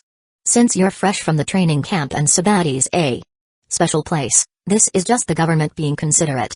"Ha. Sounds sweet, but she's clearly here to monitor me. Testing if I'll become their loyal dog, huh?" Still, he had no reason to refuse. Knowing the truth and accepting reality were two different things. With that, Chaiga extended his hand. Khalifa blinked in mild surprise, but Chaiga smiled and said, "I'll be counting on your care, Secretary Khalifa." Chapter 41, Blood Rat Jerry? Lol. Seeing Chaiga's actions, Stussy couldn't help but nod in satisfaction, thinking that Chaiga was quite sensible, and her evaluation of him unconsciously rose. With the main task completed, Stussy was ready to leave. Before leaving, she handed Chaiga a card, threw a wink, and left a message telling him to find her if he wanted to relax in the entertainment district. Then she left. After Stussy left, only Chaiga and Khalifa were left in the office. Khalifa, as expected of an intelligence agent who had undergone special training since childhood, quickly assumed her secretarial role. She brought Chaiga a cup of hot tea and then respectfully stood by, awaiting his instructions. Chaiga was experiencing secretarial service for the first time and found it quite novel. Although this secretary was actually a spy, the experience was far from lacking. After some thought, Chaiga asked Khalifa to organize all the major and minor events currently happening on Sabaody Archipelago. He wanted to get a general understanding of the current situation. He couldn't just laze around here for a year, could he? Upon receiving the task, Khalifa quietly went to organize the data. Before long, she brought in a stack of documents half her height and placed them on Chaiga's desk. It had to be said that her efficiency was truly top-notch. Chaiga thought to himself that if she weren't a world government agent, he would definitely make her his true secretary. Shaking off these random thoughts, Chaiga lowered his head and scrutinized the documents Khalifa had compiled. Through these documents, he also obtained a lot of useful information. For example, areas 1 to 29 of Sabaody Archipelago were primarily zones for shady dealings, human trafficking and other illegal activities. The celestial dragons also liked to go there to purchase slaves. After reading for a while, Chaiga closed the documents in his hand and stood up, saying to Khalifa, "Prepare yourself, we're going to Area 16. Khalifa immediately notified a team of Marines to stand by, then retrieved a white suit for Chaiga to put on and followed closely behind him as they headed toward Area 16. As soon as they stepped into Area 16, Chaiga keenly noticed he was being watched by malicious gazes. It seemed there was a reason this place was called an illegal zone. Even a Marine's identity held limited deterrent power here. Chaiga walked along the street as if on a casual stroll, vaguely hearing some cries and screams, likely from trafficked slaves or pirates engaged in infighting. He wouldn't interfere with slave trafficking. If this practice could exist openly under the world government and Marines' noses, there had to be people backing it. Neither the Celestial Dragons nor other high-ranking officials would tolerate anyone disrupting such operations. What Chaiga could do now was to be a good Marine. As for everything else, he would deal with it once he had more power and higher status. At that moment, inside a house by the street, a group of pirates had been watching Chaiga and his group for a while. In the center of the room sat a thin, short man guzzling a barrel of beer almost as large as himself. A minion pulled back from the window and respectfully said, "Captain Jerry, those Marines aren't doing anything. Just strolling around." The short man, Captain Jerry of the Blood Rat Pirates, with a bounty of 120 million Baileys, put down his beer, wiped his mouth, and said in an extremely high-pitched voice, "Who's leading them?" "Buster. Don't recognize him. Looks like a new face. There's also a woman following behind. Quite pretty." "A pretty woman?" Hearing this, Jerry's booze-clouded brain suddenly sobered up. What did a pretty woman mean in this place? A walking bounty. In recent years, the supply of goods had been drying up, and quality was lacking. The mention of a pretty woman immediately spurred him to action. He darted to the window, pushed the minion aside, and observed. Through the window, he spotted Califa walking behind Hyuga. Califa's shapely figure and cold, beautiful face were instantly labeled top grade in his mind. Then his gaze fell on Hyuga, and he sneered, "So young and already a colonel? Another second gen coming to gain experience, huh? Too bad for him. Why come here of all places? I'll take the weapons. And the woman too. Be smarter in your next life." With that, he motioned for his crew to rush out and block Hyuga's group. He pointed arrogantly and said, "Kid, this ain't a place for little brats. Be smart. Hand over the woman behind you and your weapons, and I'll let you live. Otherwise, don't blame me, Blood Rat Jerry, for being nasty." "Blood Rat Jerry?" Hyuga frowned. He hadn't expected to encounter someone who would jump out just from patrolling. Califa pushed up her glasses and dutifully gave Hyuga the intel. "Blood Rat Jerry. Bounty, 120 million. Devil fruit, zone type, rat fruit, great-toothed rat form. Known for robbery and torturing women. Recently involved in slave trafficking." Hyuga listened with arms crossed. Jerry was a complete scumbag. In that case, there was no need to let him live to reach Impel down. Lowering his arms, Hyuga prepared to act. Califa noticed and narrowed her eyes slightly. Was he going to make a move? She was also evaluating Hyuga's combat abilities, but the result would disappoint her. Hyuga was indeed about to act, but was stopped by Metis on his shoulder. Metis meowed, "Master, leave this rat to me." Confident? His bounty isn't exactly low. "Don't worry, Master. Leave it to me." He had to be a rat, didn't he? Hyuga thought it over. Metis hadn't done anything since she was born. This was a good chance to test her. So, while Califa looked on with expectation, she didn't see Hyuga make a move. Instead, the black cat on his shoulder leapt down and landed in front of Jerry and the pirates. What was it going to do? Not just Califa and the Marines. Even the pirates were confused. Sending out a pet cat in this situation? Jerry, however, froze. He didn't know why, but the moment he saw the cat, every hair on his body stood up. He felt a deep, irrational fear. He shook his head, confused. It was just a cat. Even if he was a rat fruit user, he shouldn't be scared of it, right? Metis, now on all fours, let out a loud meow toward the sky. A black flame suddenly enveloped her. The fire grew larger and larger until it reached the size of a small house. When the black flames dispersed, everyone's pupils constricted. The small pet cat had vanished. Replaced by a large, black demonic feline, its teleportation jutsuing with dark flames. Metis licked her lips and locked her glowing eyes on Jerry. Hyuga heard her voice in his mind, "Master, I'm starting." Chapter 42, Jerry's Demise. Jerry's unease grew stronger, especially after Metis revealed her fighting stance. Damn it, what's wrong with this cat? Not to mention the surrounding pirate crew members. The hellish, cold aura emanating from Metis froze them in place, making them unable to move. If this continued, there would be no need to fight, they would just surrender. Jerry didn't dare to be overconfident and immediately activated his devil fruit ability, going into a half-beast form. His entire body instantly expanded several times over. His originally scrawny frame grew to the size of a normal person, covered in gray fur. Most prominent were his two front teeth, which became enormous and gleamed with a cold light. However, Metis became even more excited when she saw him in this form. She instantly charged in front of Jerry, her claws wreathed in black flames, and swung them fiercely. Her massive cat paws were almost as large as Jerry's half-beast form. Jerry hardened his beast form claws and crossed them in front of his chest, attempting to block the attack. ZZT. A teeth-grinding friction sound emerged, and Jerry was sent flying by Metis's single blow, smashing through several houses and disappearing into a cloud of dust. Califa, standing beside Hyuga, pushed her finger against the center of her glasses, watching Metis, who had just displayed such power, with apprehension. From the force and speed of that attack, this cat's combat power had already surpassed her own. Even after all her years of special agent training. Where did Hyuga get something like this? In Califa's eyes, Hyuga's existence became increasingly mysterious. Back to the battle. An explosion sounded, and Jerry leapt out from a pile of rubble and broken tiles. He was as disheveled as could be. His shirt had already torn off due to his expanded beast form, leaving only his pants.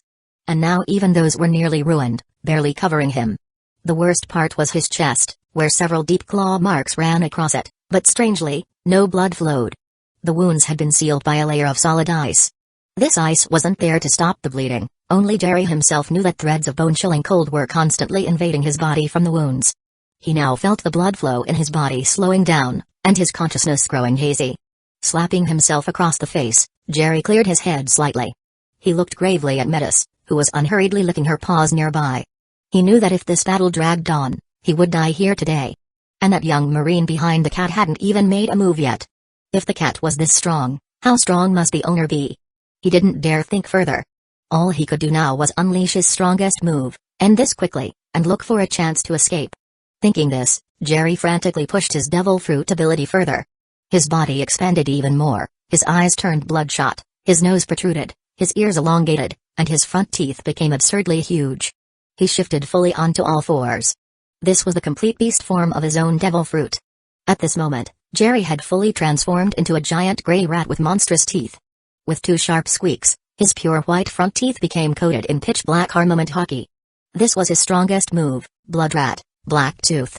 Aiming straight for Metis's neck, he pushed off with his hind legs, launching like an arrow. His speed was so fast that the crowd couldn't even see him. Except for Chaiga, of course. Chaiga looked calmly at Jerry, who had transformed into a large gray rat. The physical boost from his own complete form was indeed impressive. This level of speed already required Chaiga to focus slightly to track. However, Metis remained unfazed. She let out a disdainful meow, and the fur on her neck erupted into denser black flames.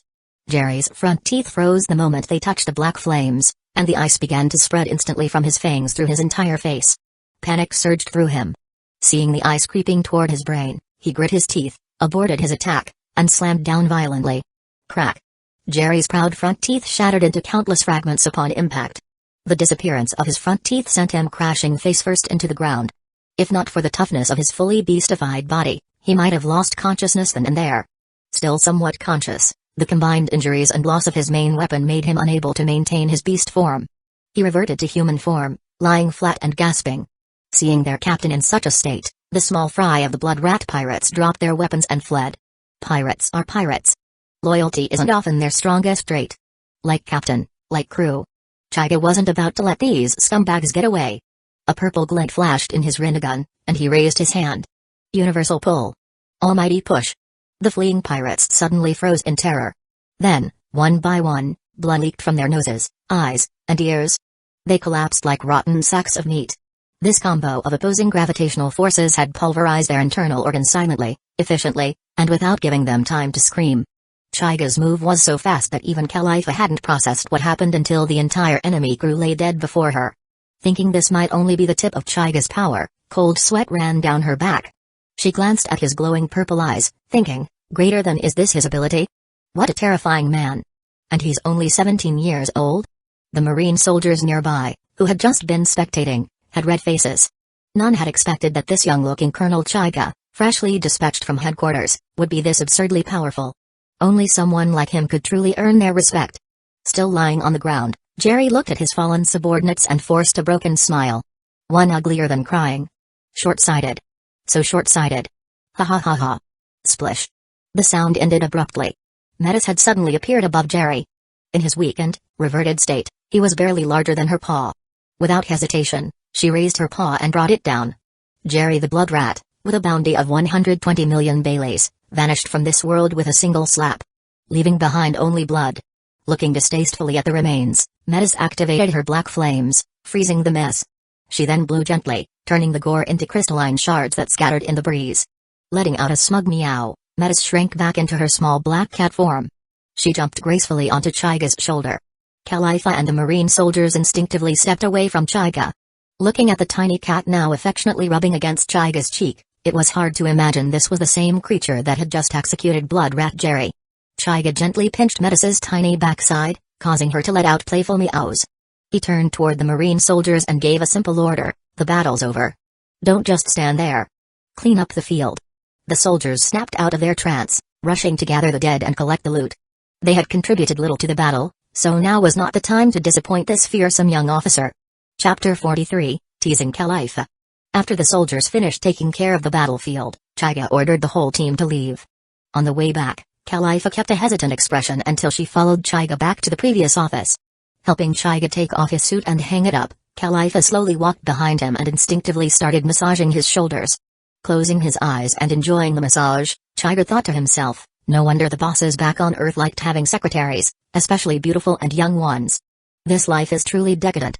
Opening his eyes slightly, Hyuga saw Khalifa staring at him. When she noticed he was looking back, she quickly turned away. Amused, he said, if you have something to ask, do it now. Opportunity doesn't come twice. Khalifa hesitated for a moment before asking, I heard that Lord Hyuga defeated a lieutenant general during the year-end assessment and earned a mythical zone-type devil fruit. May I ask? Have you not eaten it yet? So the intel from the world government really is fast, Hyuga thought. Well, that's to be expected. A mythical zone fruit is extremely rare, especially for someone newly recruited like me. Thinking for a second, he came up with a reason and replied, well, I didn't eat it. I gave it to my pet cat. It's the one on my shoulder. You saw it earlier. Hyuga tilted his head toward Metis on his right shoulder and added. By the way, its name is Metis. Khalifa examined Metis again with a serious look, secretly nodding. That explains the cat's unusual combat ability. It must be from the mythical zone fruit. But then she thought, what is Hyuga thinking? A mythical zone fruit could be worth a fortune or win battles at sea. And he gave it to his cat? Still, she couldn't help but glance at Metis with envy. Hyuga noticed Khalifa's gaze and figured she probably hadn't eaten a devil fruit yet. Casually, he said, you haven't eaten a devil fruit yet, right? Be a good secretary.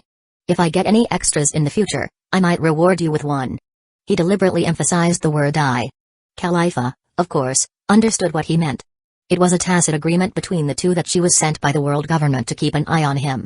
Still, she didn't take his offer too seriously. A devil fruit alone wasn't enough to make her betray the world government. Hyuga also knew it was a stretch to buy loyalty with just a fruit. Still, he was testing the waters. The fact that she didn't resist too strongly meant her loyalty had its limits. And that made her all the more useful. Hyuga was already somewhat reluctant to let her go. Touching the Rinnegan in his right eye, Hyuga thought, I only need one more devil fruit to awaken the third Tomoe in my right Rinnegan. I have a feeling it'll be a game changer. I need to move fast. Thinking about this, Hyuga raised his head and said to Khalifa, who was still massaging him, do you know any channels to get devil fruits? Preferably ones with specific abilities. Khalifa was momentarily stunned, then remembered that Hyuga had given his fruit to his cat. So, he hadn't eaten a devil fruit himself yet. Being a professional, she quickly responded, devil fruits sometimes appear in auctions in Area 1 of the Sabati archipelago, but most of the time those are slave auctions. Auctions? Hyuga recalled that Luffy's group had also been at such an auction when they first came to Sabati. They even made a scene, beat up a celestial dragon, and caused a stir that forced Admiral Kizaru to intervene. That must be the place. And if the celestial dragons like to attend, there's bound to be something worth getting. Hyuga nodded and said, alright, arrange it. You'll come with me to Area 1 tomorrow. Let's try our luck. Yes. Khalifa bowed slightly, stopped massaging him, and started preparing auction details and the next day's itinerary. But just as she stepped out from behind the chair and walked past him, Hyuga suddenly pulled her into his arms, catching her off guard. She ended up sitting on his lap without resisting at first. As a girl, she quickly realized what happened. Flushing with embarrassment and anger, she glared at Hyuga and snapped, let me go. This is harassment, Colonel Hyuga. Hyuga looked at her with a half-smile. As she regained her composure, the grip around her waist tightened slightly, making Khalifa squirm uncomfortably in his arms. But Hyuga leaned close to her ear and said softly, you're a very useful secretary. I honestly don't think I could function without you. The whisper sent a shiver through Khalifa. She hadn't expected Hyuga to be so unorthodox. She had heard rumors about his relationship with Vice Admiral Jian. Was he really unafraid of getting reported? Right. Jian. Aren't you afraid I'll tell Vice Admiral Jian? At the mention of Jian, Hyuga paused, then chuckled and kept holding her close as he said into her ear, why would I be afraid? Jian is mine. There's nothing she doesn't already know. But what about you? If I take you, the world government might be very pleased. So really, it's you holding the risk, not me. You. You're crazy. That's dangerous thinking. Khalifa panicked. She knew Hyuga was right. If she traded her body for influence over someone with such potential, who might become top-tier naval combat power, the world government might actually endorse it. They might even gift-wrap her and hand her over to Hyuga willingly. The only reason they hadn't done it yet was because very few top-level naval combatants were ever this approachable. Most were ice-cold and indifferent. The idea never even crossed the world government's mind. Even in the Uchiha clan, few were like Hyuga. After all, Hyuga's soul was from Earth. Realizing she couldn't break free from his grasp, Califa's legs, wrapped in fishnet stockings, tensed up. She prepared to use one of the Navy's 6 powers techniques. As a senior agent of the world government, she was proficient in Marine 6 styles. Even if her Tempest Kick, couldn't hurt Hyuga, she could at least break free. But just as she was about to strike, Metis, still perched on Hyuga's shoulder, let out a sharp hiss and leapt into the air. With its body arched, eyes gleaming with black flames, it locked onto Califa with deadly intent. Gulp. Califa swallowed hard and immediately dropped the idea. She obediently sat back on Hyuga's lap. She had no doubt that if she so much as twitched, Hyuga's cat would freeze her solid in an instant. Just like what happened to Jerry. Seeing Califa behave, Hyuga let her go. He didn't want to tease his lovely secretary too much. Once was enough. Califa stood up quickly and fixed her clothes. She wanted to glare at him, but the warning look in Metis' eyes made her hesitate. She left in a hurry, only throwing back one sentence as she fled the office, leaving Hyuga grinning in his chair.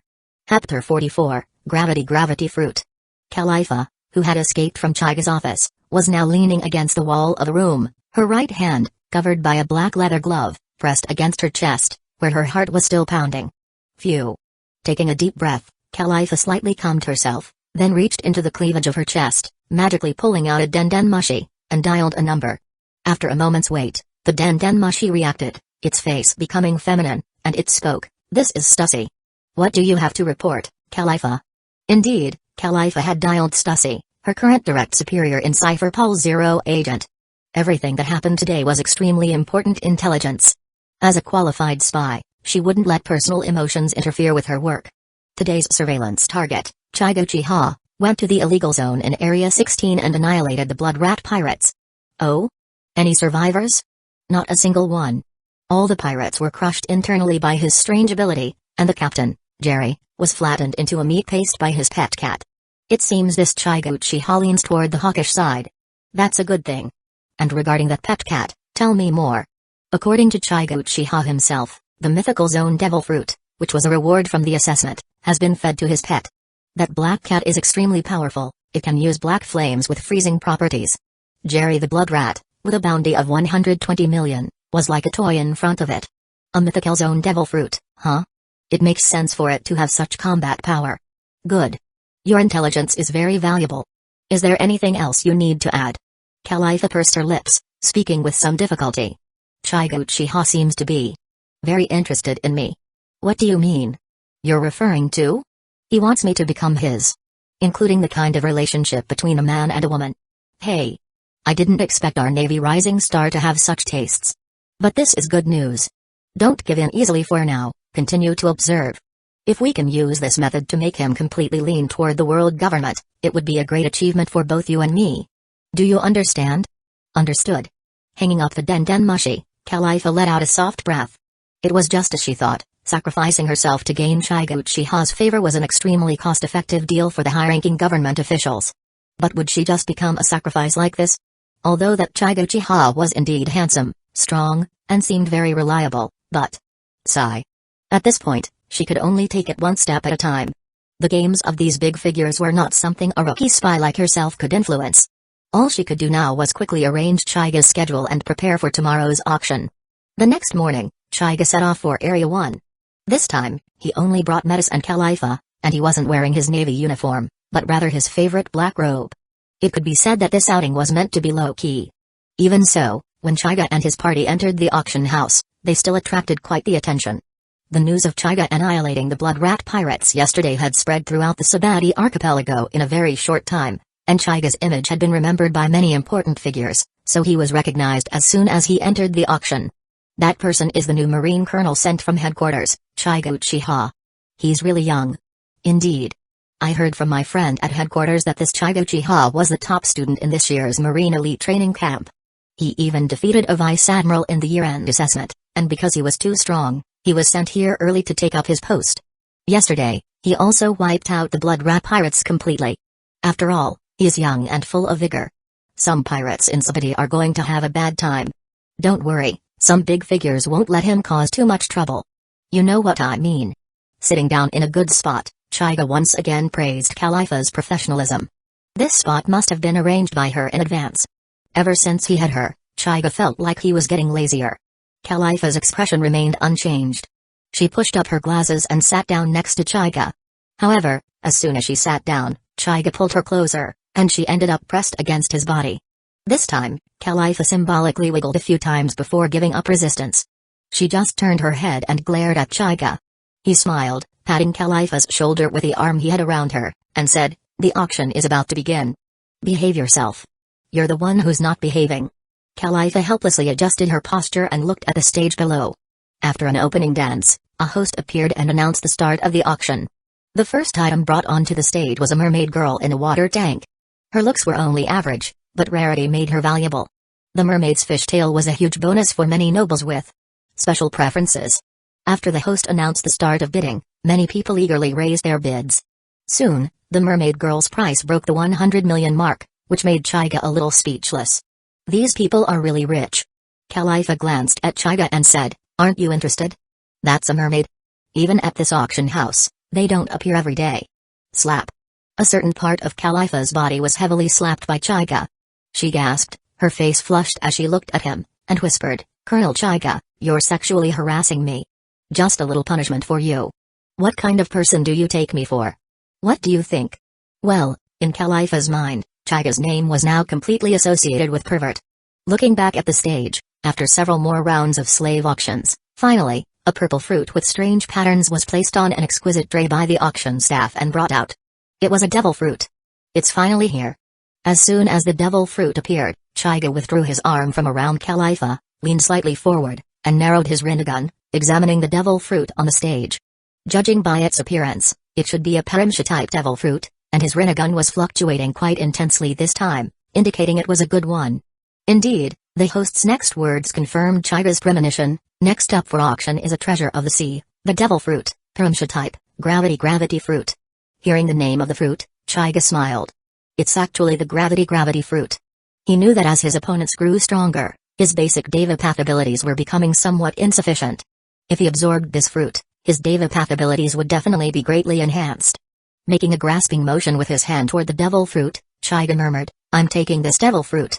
Even Jesus can't stop me. I said so." Chapter 45, Dark King. Really, compared to the slaves, the devil fruit didn't cause as much of a stir. It might have been Hyuga's good luck, almost no one at the auction today was interested in that particular devil fruit. However, there were still bids. Just not as high as the ones for the slaves. After a few rounds of bidding, Hyuga successfully acquired it for 280 million baileys, which was quite a steal. Based on the general market price of devil fruits, the average value is around 100 million baileys. So the final transaction price for this gravity fruit was already quite substantial. For Hyuga, though, the 280 million baileys nearly emptied his pockets. "I'm still poor," he thought with a wry smile. But he didn't dwell on it. Money was ultimately just a means. Strength, on the other hand, was everything. Soon, a servant respectfully brought the gravity fruit to him. At this auction, no one would dare cause trouble, so there was no need to be cautious. From the information Hyuga had gathered, the auction house was likely backed by Don Quixote da Flamengo, one of the 7 warlords of the sea. Taking the fruit, Hyuga casually tossed the gravity fruit into his door space. He certainly wouldn't use the Predapath's absorption ability here. A flashy move like that would draw the attention of Khalifa, his little spy. The secret of the Rinnegan was one only he, and his most trusted allies could know. If anyone else discovered it, he wouldn't hesitate to silence them. Even Khalifa, his very capable assistant.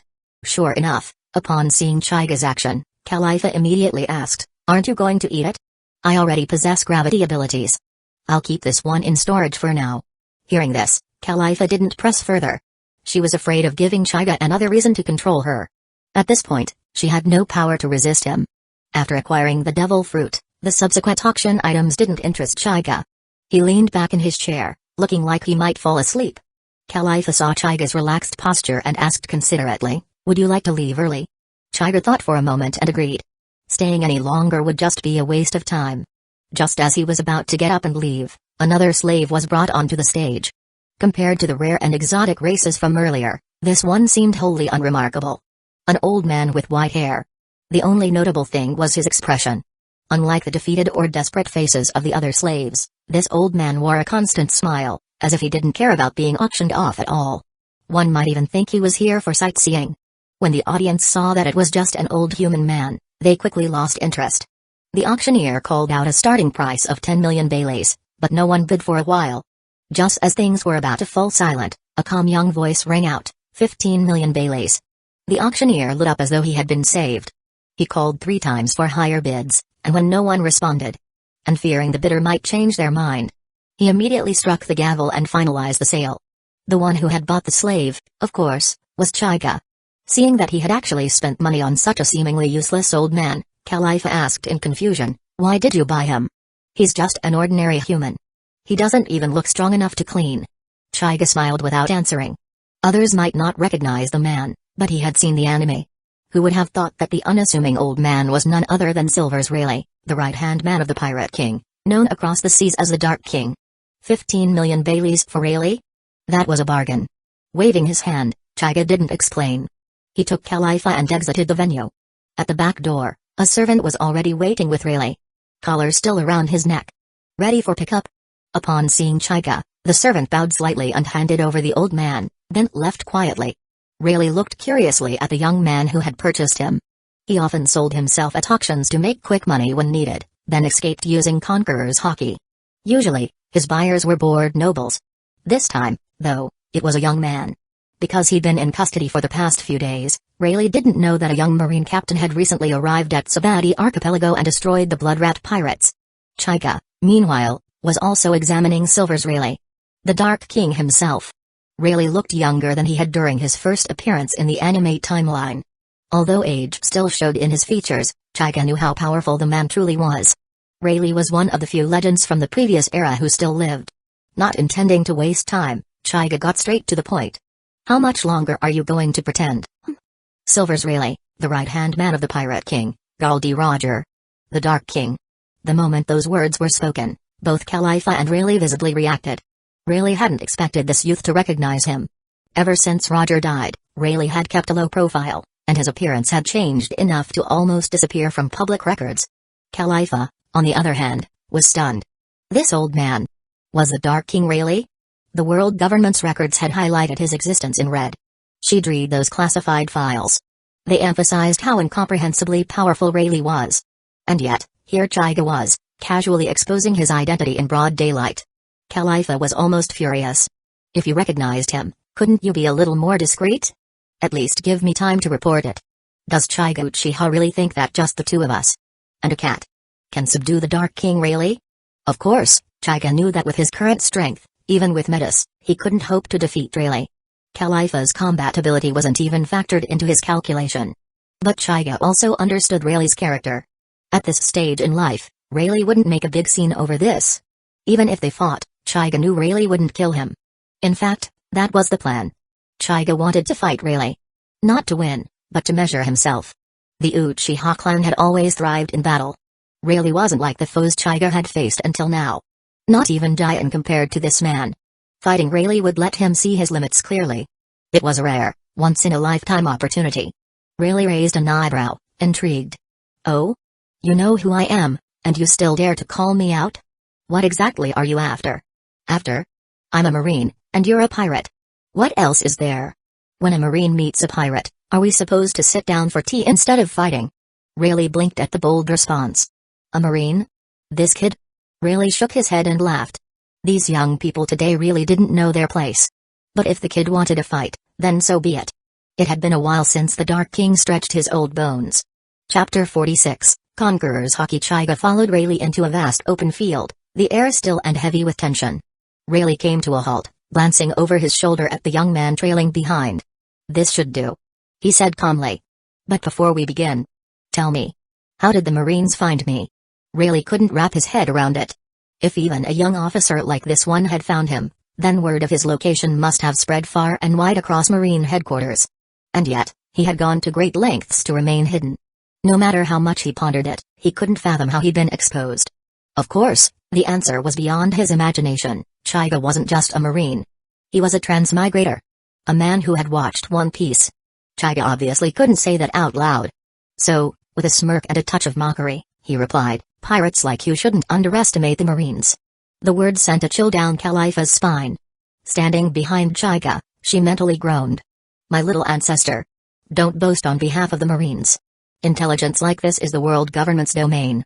Even they didn't know Rayleigh's whereabouts. How could we? And worse. Stop provoking Rayleigh. She cast a glance at the legendary pirate, a cold sweat forming. If you piss him off, we, and even the cat, might not leave here alive. Rayleigh, however, remained unfazed. With the poise of a man who had seen too much to be surprised by anything, he merely gave a faint smile. So the Marines are bolder than I thought. Very well. He said. If you want to fight me, survive this first. Only then will you be worthy. With those words, Rayleigh's eyes sharpened. Buzz. A crushing aura burst forth from his body. Conqueror's Haki. Invisible and overwhelming, it surged outward like a tidal wave. Khalifa had no time to react. Her knees buckled, her eyes rolled back, and she collapsed. But before she could hit the ground, Hyuga caught her. Kneeling, he gently pried open her eyelids. His Rinnegan flickered. And Khalifa snapped awake, gasping for breath. Disoriented, she blinked up at him. Only to realize she was in his arms. Her cheeks flushed as she quickly wriggled free. Surprisingly, Hyuga didn't stop her this time. That uncharacteristic restraint left her momentarily stunned. But then it hit her. Rayleigh had knocked her out with nothing but presence, and Hyuga had caught her and brought her back. So this is the gap between us. Her heart skipped. Trying to mask her embarrassment, she mumbled, thanks. Sorry for causing trouble. Hyuga didn't respond right away. The sudden softness in her voice caught him off guard. The always composed Khalifa. Apologizing? Still, he didn't let it show. Waving a hand dismissively, he said, that was Conqueror's Haki. You're not suited for what comes next. Stay out of it. Khalifa wasn't the type to argue when she knew she was outmatched. Nodding, she used instant transmission to vanish to a distant corner of the field, crouching low behind a rock, eyes locked on the two men. Rayleigh, watching her go, made no move to stop her. Someone who fainted from a single wave of Haki didn't even register as a threat. His attention was squarely on the Marine who had withstood it like a passing breeze. Interesting, he mused. That level of Haki should have taken down rear admirals. Even vice admirals would have struggled. But this kid? He didn't even blink. Hyuga turned to face him fully, a thin smile tugging at his lips. That was Conqueror's Haki, right? As expected of the Dark King. I nearly passed out. Rayleigh chuckled. You're lying. You looked completely unaffected. Hyuga's grin faded, his eyes narrowing. The Rinnegan flared. Its purple light deepening as two black tomoe spun slowly in his right eye. Then how about this? Suddenly, a pressure burst from Hyuga's body. His own Conqueror's Haki awakening. Unlike before, this time it came roaring out like a storm. Rayleigh remained still, arms crossed, letting the aura wash over him. Not bad. He admitted. Seems you have the disposition of a king too. That's rare. Especially among Marines. Hyuga smirked. He hadn't expected to rattle Rayleigh, who had long mastered this power. But holding back felt wrong. And besides, his Conqueror's Haki wasn't ordinary. The energy within his Rinnegan surged, twisting and magnifying his aura. Then, boom. An explosion of pressure erupted in all directions. Rinnegan, pressure. Shockwaves burst outward in a 360-degree arc, each like a blade of wind. Trees. Massive, ancient ones. Were sliced clean in half as if made of paper. Ravines tore through the earth like scars, the once serene forest turning into a battlefield of devastation. Rayleigh's eyes widened. He leapt into motion, dodging the flying slashes with observation Haki. But his mind was racing. This is still Conqueror's Haki? No. It's mixed with something else. But he just awakened it. That surge. It was real. The truth, of course, was that Hyuga's power wasn't limited to traditional Haki. His technique infused it with the destructive force of the Rinnegan, creating a hybrid, an overwhelming force that turned aura into devastation. The shockwave storm continued for 5 whole minutes, leveling everything in its path. When it ended, silence reigned. The entire landscape had changed. Forest turned to wasteland. Trees fallen. Earth torn open. It was as if nature itself had submitted. Khalifa stared blankly from her corner, unable to comprehend the destruction. He didn't even move his hands. And he destroyed everything. Is this really just a Marine captain? Metis, perched on Hyuga's shoulder, watched with sparkling eyes. As expected of my creator. He's a god. Rayleigh, no longer smiling, slowly drew the sword from beneath his cloak. Young man. He said solemnly. You've earned my respect. Tell me your name. Chaiga raised a hand, brushing his hair from his forehead. Chaiga Uchiha. Chapter 47, The Eyes of a Sage. Chaiga Uchiha. The moment his name left his lips, a wave of oppressive pressure swept across the battlefield. Purple pigments formed around Chaiga's eyes, and jet black haki surged onto the backs of both his hands.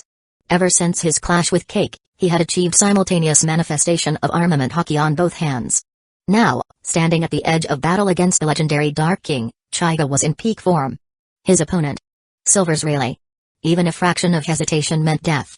Without delay, Chaiga launched forward with a burst of killing intent, his arms moving in a blur. 12 divine sky strikes. 12 fist-shaped shockwaves burst outward, each glowing with compressed haki. They sealed off every escape path, trapping Rayleigh in an invisible cage of destruction. But Rayleigh was Rayleigh. Not even blinking, he raised his sword with one hand and casually swung. Shing. A silver arc split the air. The shockwaves were cleanly cut in half, parting like curtains, and dissipated behind him. Though it seemed effortless, Rayleigh's eyes narrowed ever so slightly. His arm trembled. He masked it instantly, but Chaiga noticed. Compressed armament haki. And something else? Rayleigh muttered, eyes gleaming. You're packing more than raw force. Chaiga said nothing. The Dark King smiled. And vanished. Too fast. Even with his Rinnegan, Chaiga barely caught the blur. But his danger sense from Sage Mode and Observation haki screamed louder. He reacted instinctively. Boom. With a burst of instant transmission and a shockwave of almighty push, Chaiga blinked 100 meters away. A moment later, the ground where he had stood erupted. A deep fissure carved itself into the earth. Bottomless, black, and jagged. Rayleigh stood in the settling dust, sword raised. Chaiga stared at the crater. That would have been annoying to survive. The simplicity of Rayleigh's attack masked its apocalyptic force. No wasted movement, no theatrics. Just mastery honed over decades. It reminded him of Kaido's Thunder Bagua. A mere swing, yet capable of caving in skulls. Even Mihawk was infamous for his basic slashes, capable of slicing through fleets. No. Close combat was Rayleigh's domain. Chaiga knew it. Testing him there would be suicide. So he changed the game. Clap. Rayleigh's brow twitched as Chaiga brought his palms together. The earth groaned. Wood-style, deep forest emergence. He has Hashiras cells, massive trees exploded from the ground like serpents awakened. Their trunks cracked stone, their branches twisted unnaturally. Guided by will, not nature. Vines lunged at Rayleigh's limbs, wrapping around him in a heartbeat. The moment he touched them, Rayleigh felt it. Drain. They sapped stamina like leeches. Chaiga didn't let the opening go to waste. He formed seals in a flash, index fingers and thumbs touching. He inhaled deeply. Fire-style, majestic flame annihilation. A sea of fire surged from his lungs, sweeping over the summoned forest. Trees ignited instantly. The inferno spiraled upward, painting the sky in orange and red. Even Rayleigh's eyes widened. Shit. The flames devoured the battlefield. Watching from afar, Calliope saw the inferno mirrored in her glasses, and her expression cracked. She didn't even know what emotion to feel anymore. Who am I? Where am I? Is that thing even human? The blazing forest exploded. Then, all at once, fell still. Boom. A colossal surge of haki erupted from the flames. The fire collapsed inward and was extinguished by a force more absolute than heat or oxygen. Slash. Slash. Slash. Several black sword waves tore through what remained of the forest. Trees fell like toothpicks as Rayleigh emerged, singed and silent. His upper clothes were in tatters, revealing his scarred chest. His shorts remained untouched. Clearly spared by deliberate haki reinforcement. He exhaled smoke. You've got a lot of tricks. What the hell are you, Marine? Chaiga smirked. Actually, I'm a ninja. Rayleigh blinked. From Wano? You know Odin? Here we go again. Chaiga clicked his tongue, irritation surfacing. Ninja from Wano? Don't make me laugh. Those clowns dress up and cosplay and pretend they're shinobi. You call that ninjutsu? He scoffed. And Odin? Trash. The worst kind. Rayleigh's pupils contracted. What did you say? Insulting Kazuki Odin, Rayleigh's old friend and brother-in-arms, was like spitting on his own pride. Rayleigh's grip tightened. Then he vanished. This time, faster than before. With a flash of light, he reappeared above Chaiga, two hands gripping his sword. Rah! The sword came down like divine judgment. Chaiga grinned. This is what he wanted. Metis. From a rift in the air, a dragon-serpent hybrid burst out. Her jaws opened wide, releasing a torrent of freezing black flames.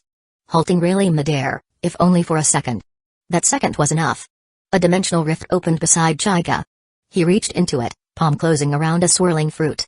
The gravity fruit, fresh from the auction house.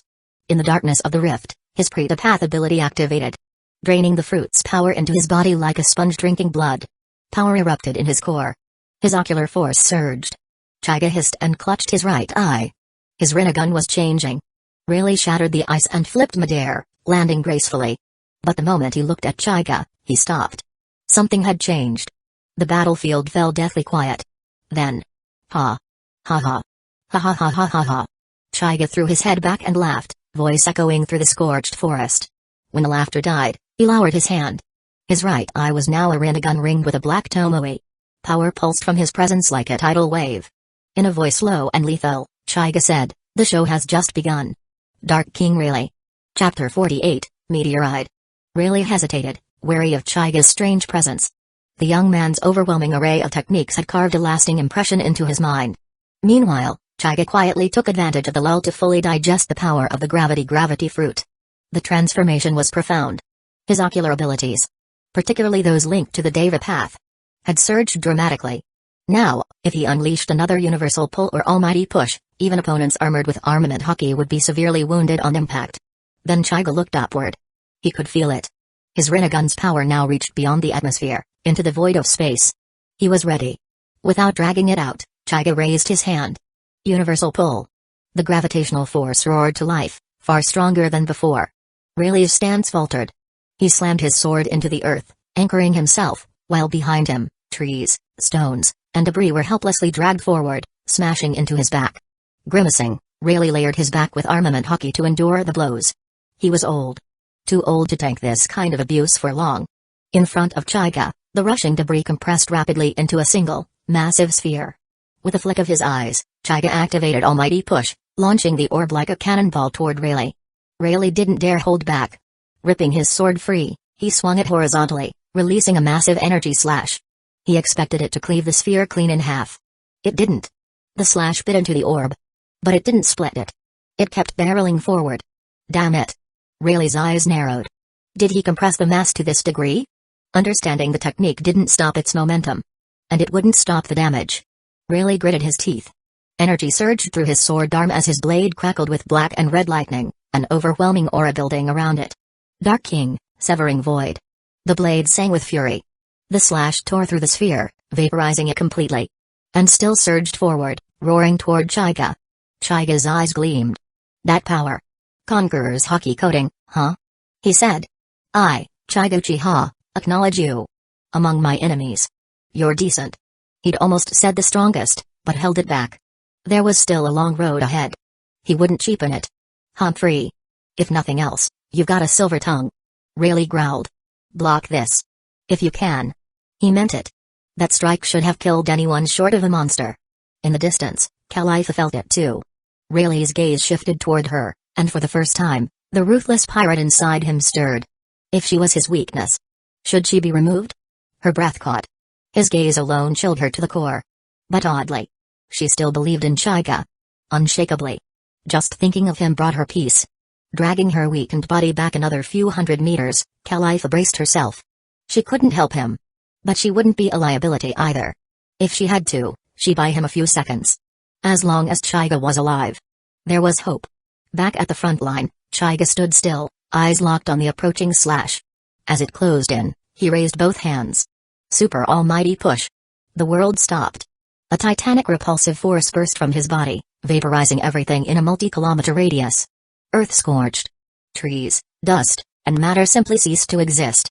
Silence. Then rubble shifted. Rayleigh staggered out, coughing blood. Even with his armament haki defenses, the super almighty push had racked his insides. But he wasn't done. Greater than he must die. If this marine survived, he'd surpass even the admirals one day. Haki surged once more into his sword. Conqueror's lightning exploded around the blade. This would be his final strike. But Hyuga didn't give him the chance. With a few flickers of teleportation jutsu, he appeared beside Khalifa, cradling her gently. She leaned into him instinctively, head against his chest, listening to his heartbeat.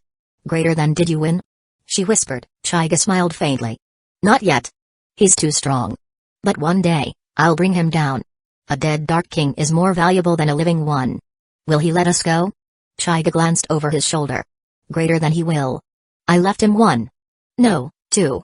Parting gifts. Califa blinked, puzzled, but stayed silent. Hyuga looked down, eyes flashing. He activated Yamatsu Hirasaka, and a black rift opened beneath them. With Califa in his arms, they vanished. Rayleigh saw the distortion and raised his sword. But suddenly froze. His observation haki shrieked in warning. He looked up. A 200-meter-wide meteorite was crashing down from the sky. Gasps echoed across the region. Greater than is that? A meteorite? It's headed for Sabiti? That's insane. Something's not right. Meteorites don't just fall here. And then came the answer. As the meteorite neared impact, a devastating sword slash cut it clean in half. Rayleigh's unspent attack, redirected upward. But his warning haki still screamed.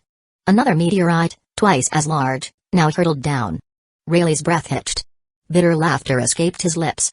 Greater than 2 gifts, huh? He had no choice. Drawing deep into his final reserves, he coated his sword in Conqueror's haki one last time. 2 slashes followed, shattering the meteorite to dust. The ground still trembled from the impact. Rayleigh dropped to one knee, sword embedded in the earth, gasping for breath. And as the dust settled, he stared at the sky. At the place where Hyuga vanished. Captain Roger. He murmured. I think I just let a monster walk away.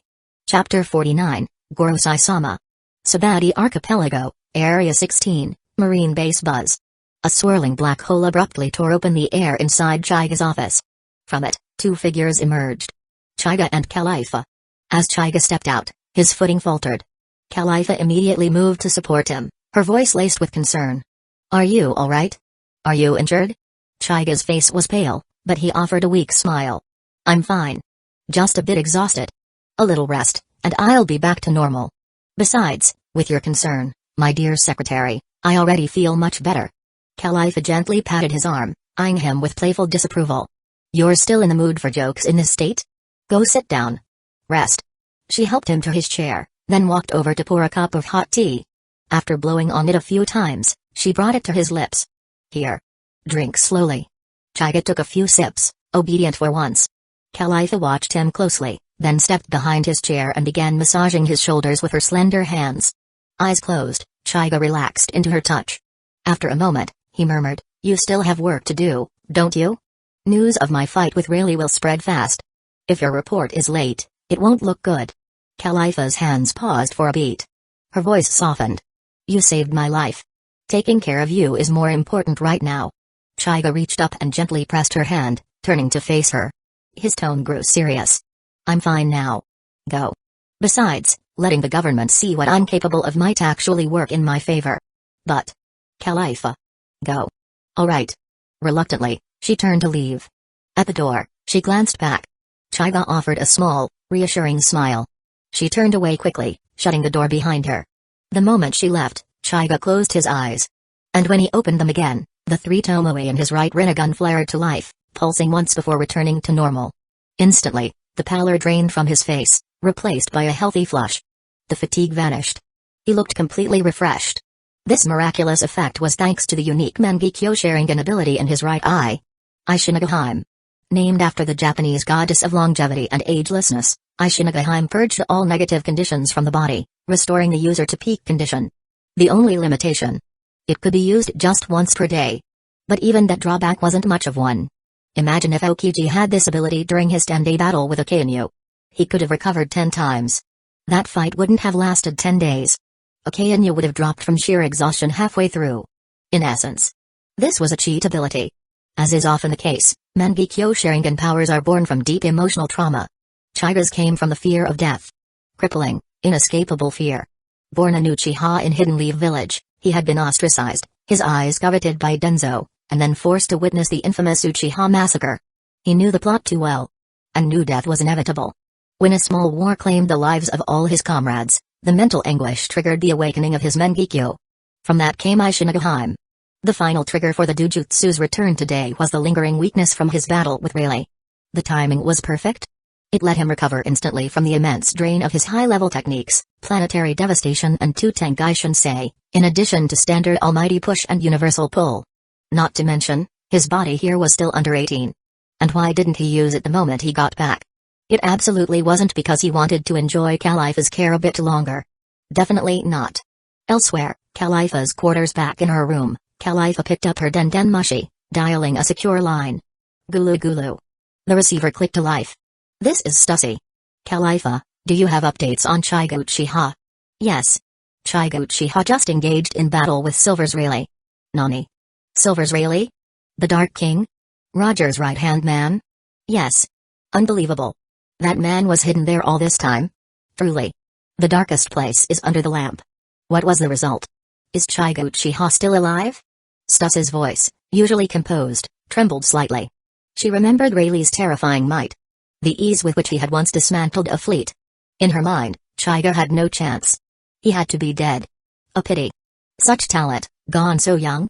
Khalifa's voice stiffened as she replied, Chigo Uchiha is alive. He's just exhausted and resting in his office. As for Rayleigh, he didn't gain much advantage. In fact, he was injured. Silence. Stussy's mind reeled. Eventually, she said, Khalifa. Do you take full responsibility for what you've just said? I do. You've been performing well lately. I'll report this to the higher-ups. That will be all for now. Yes. Khalifa ended the call and sat still for a long while. She hadn't reported everything. Not the gravity devil fruit. Not Chigo's peculiar abilities during the fight. Some things the world government didn't need to know. Not yet. Maybe it was a small repayment for saving her life. Or maybe something more. Meanwhile, Stussy's office. Stussy exhaled deeply, trying to suppress the emotions bubbling beneath the surface. After a moment, she reached for a different, concealed Dendenmushi in her cabinet. She took a deep breath, then dialed. Gulu gulu. The line connected, and an old, commanding voice came through. What is there to report? Stussy straightened her posture, speaking with utmost reverence. Respected Gorosei-sama, this is Stussy. I have critical intel to report. Concerning Chigo Uchiha and Silver's Rayleigh. Chapter 50, The Prodigy. Red line, Holy Land Mary Ijo's alright, we understand. You may go. Yes. The bald Gorosei with a birthmark on his forehead ended the Dendenmushi call and turned to the other four elders. You all heard that, didn't you? It seems we may have underestimated Chigo Uchiha. The only Gorosei not dressed in a suit, cradling a samurai sword against his chest, nodded slowly. Indeed. We all know the strength of Silver's Rayleigh. For Chigo Uchiha to injure him and escape unscathed is no trivial feat. His strength deserves serious attention. The golden-haired Gorosei in the crimson suit crossed his arms and looked down thoughtfully. I've heard Chigo aligns more with the hawkish faction of the Marines. The long-haired Gorosei with straight white locks tapped his armrest lightly. That's accurate. Every pirate crew he's eliminated has left no survivors. Not even corpses intact. The last Gorosei, identifiable by the flat hat and scar across his left cheek, paused in contemplation before speaking. Right now, Sengoku's dovish faction dominates the Marines. Their leniency toward pirates, and sometimes even toward us, is out of step with our objectives. If another strong Marine like Akainu were to rise, it would be in our favor. Agreed. Let's use this battle with Rayleigh to boost Chigo's image and public standing. According to Stussy, this Chigo has a habit of collecting devil fruits. Any idea why? Does it matter? We can offer him a high-quality devil fruit as a reward. Besides, isn't he also showing interest in that new agent, Khalifa? She's practically a surveillance asset. I believe Chigo was aware of her from the start but chose to let her stay. That shows he's tactful. Then here's an idea. Khalifa has outlived her usefulness. Have Stussy inform him that the authority to deal with her now lies with him. A fair trade. I support it. Seconded. Thus, Khalifa's fate was decided. Treated like merchandise. Simultaneously, news of Chigo's clash with Rayleigh began spreading across the seas, carefully orchestrated by the Gorosei. Across the seas, reactions to the battle on the Moby Dick pops. Silver's Rayleigh reappeared. And fought a new Marine. A man with pineapple-shaped hair burst in, waving a newspaper excitedly. Whitebeard, mid-swig from his sake jug, raised an eyebrow and took the paper. The headline glared, shocking clash. Marine rookie Chigo Uchiha injures Silver's Rayleigh. Rayleigh escapes in disarray? A bold image of Chigo accompanied the article. Whitebeard crumpled the paper and bellowed with laughter. Gorura. Rayleigh's still alive? That's good. As for fleeing in disarray. Ha. That's just Marine propaganda. That boy's still wet behind the ears. The pineapple-haired crewmate added with concern. Even if the reports exaggerated, this Chigo must be strong. At the very least, he survived a clash with Rayleigh. Whitebeard downed another gulp of sake and wiped his mouth. So what? Just another Marine brat. I am Whitebeard. Elsewhere among the four emperors, Big Mom, Mama. Boring. Now where's my cake? Kaido, really? Just an old relic. And that marine brat. If he gets in my way, I'll show him what real power is. Shanks, Vice Captain, really? It's been a long time. I'd like to meet you again. There's something I found in East Blue. In the underworld in a dark chamber, Doflamingo held the paper, eyes fixed on Chaiga's photo, and let out his signature chuckle. Foo-fa-foo. The Marines really know how to polish their image. Still, this Chaiga Uchiha. He's worth watching closely, don't you think, Corazon? Next to him, Corazon, cloaked in black feathers, remained silent. A cigarette dangled from his lips as his gaze lowered. But his heart was far from calm. When did the Marines get such a monster? I need to find a way to reach Sengoku. Marine Headquarters, Fleet Admiral's Office. Fleet Admiral Sengoku stared at the report in disbelief, rereading it for the third time. Bang. The door slammed open. Garp burst in, newspaper in hand, followed by Tsuru and Aokiji. Slamming the paper on Sengoku's desk, Garp barked, spit flying, "Look! That punk Chaiga fought really? And injured him? Who writes this garbage?" Sengoku ignored Garp and silently passed him the official report. Garp grabbed it, scanned it quickly, and froze. It's true? He really injured that, really? Behind him, Tsuru crossed her arms and asked calmly. Sengoku, if Chaiga's strength has reached this level, what's your take? Aokiji remained silent, his expression unreadable, but clearly disturbed. Sengoku answered after a long pause. This news was released under orders from the Gorosei. They've instructed us to publicize it aggressively. They seem optimistic about Chaiga.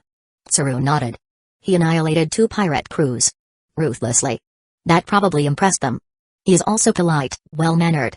A far cry from most admirals. She glanced meaningfully at Garp and Aokiji. Garp didn't even flinch. Aokiji, likewise, ignored the jab. Garp cracked his knuckles with a grin. That kid's something special. Next time I see him, I'm testing him myself. Sengoku didn't acknowledge the outburst. He turned to Tsuru. Pass this to the Public Affairs Division. Make it a big deal within the Marines. That's what the world government wants. Tsuru nodded and left, Garp and Aokiji in tow. Left alone, Sengoku stared at the newspaper photo Garp had left behind. In it, Chaiga wore a faint smile. His Rinnegan gleamed, and his palm was raised toward the lens, a black vortex swirling within. Sengoku muttered softly to himself. Is it good or bad for you to be exposed to the world so soon, Chaiga? Chapter 51, Arlong Pirates. Marine Training Camp. Zephyr also received the news about Chaiga. He was surprised at first, but once his emotions settled, what remained was a strong sense of pride. Yes, he was proud of Chaiga. Recalling every moment spent with Chaiga in the training camp, Zephyr couldn't help but shake his head and chuckle softly, muttering to himself, I didn't expect you to reach such a level. Keep it up. The future of the sea belongs to you, Chaiga. In the girls' dormitory, a roommate excitedly handed a newspaper to Ain, shouting, Ain, look! That Chaiga Uchiha is in big trouble. Upon hearing this, Ain, who had seemed a bit downcast, suddenly widened her eyes. Her roommate's words were vague and made her think Chaiga was in mortal danger. She snatched the newspaper from her roommate's hand and, with trembling fingers, read the article word by word. Ain finally breathed a sigh of relief. Chaiga was fine. Her roommate found Ain's reaction a little strange and insisted, that Chaiga injured really, you know? The Dark King really? The Pirate King's right-hand man. Ain remained calm, merely nodding to acknowledge the information. Seeing this, her roommate lost interest and returned to her bed. After she left, Ain gently sighed and quietly picked up the newspaper again. Her eyes lingered on Chaiga's image in the photo. As she gazed at it, she unconsciously raised a hand to stroke the picture, whispering, Are we really from 2 different worlds? Can you slow down? It's so hard to catch up to you. On a warship, Jayan also gently ran her fingers across Chaiga's photo in the newspaper, then pressed the page to her chest, thinking, the battle must have been dangerous. I'm so sorry I couldn't be by your side. East Blue, Kokoyasi Village. A slightly taller Nami, clutching a newspaper in both hands, rushed home and shouted to Nojiko, who was tending the tangerine trees, Nojiko Nichan. There's news about Chaiga. Plop. Hearing the name Chaiga, Nojiko got so excited she accidentally clipped off an unripe tangerine. Normally, she would have been heartbroken over that, but not this time. She had no time to worry about the poor little tangerine. Wiping her hands on her apron, Nojiko eagerly took the newspaper from Nami and read it word by word. Nami clasped her hands in front of her chest and said admiringly, Chaigan is so amazing. He beat the Dark King Rayleigh so badly he ran away, and the news even reached all the way here. Hearing that, and seeing Nami's expression, Nojiko covered her mouth and chuckled. This Nami.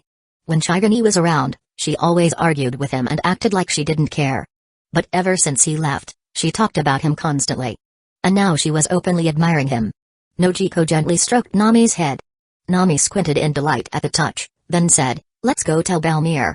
"She doesn't know yet." Nojiko nodded and took Nami's hand, getting ready to head out.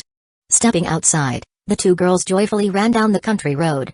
Suddenly, bang! Ouch! Nami hit the ground, clutching her head with her eyes closed. When she opened them, she was cast in shadow. Huh? Why is it dark? Tears gathered in her eyes as she looked up. And froze in fear. A massive humanoid creature, nearly 3 meters tall, loomed above her. Its face resembled a shark's. Behind it stood other creatures with similar features. The overwhelming fishy stench made Nami's stomach turn. Nojiko, catching up, was equally frightened. But as the older sister, she forced herself forward and helped Nami up. Standing shakily, Nami looked at the creature blocking their path and stammered, "Who are you?" The creature looked down at them with a cold gaze, sending chills through their bodies. After a brief pause, it bared its jagged, serrated teeth and spoke in a chilling voice, "Humans? I am a noble fish man. You lowly humans. Gather everyone in this village to welcome the mighty Arlong pirates. Or I'll kill every last one of you." Nojiko's eyes widened. She grabbed the terrified Nami's hand and ran back toward the village. Behind them, Arlong, captain of the Arlong pirates, stood with his arms crossed, a wicked grin on his face. He raised a hand and called out, "Minions. Let's show these lowly humans just how powerful we fishmen are." Oh! A group of fishmen charged after the two girls, heading straight for the village. Balmir. Something bad's happened. Monsters have come to the village. Wah! Nojiko found Balmir at the village chief's house. Danzō, the village's security officer, was also there. As soon as she saw Balmir, Nojiko burst into tears. She was only 13. There had been no adults around earlier, and as the older sister, she couldn't cry. If she cried, what would Nami do? But now, in Balmir's arms, she couldn't hold it in anymore. Balmir hugged her tightly, gently patting her back. Then she turned to Nami. "Nami, what happened? What kind of monsters is Nojiko talking about?" Nami, still in shock, snapped out of it and said, "They're huge. And they have fish faces. They said they're the Arlong pirates." Fish faces? Arlong pirates? Balmir's heart sank. She knew the name. A pirate crew made up of fishmen. She'd heard about fishmen before.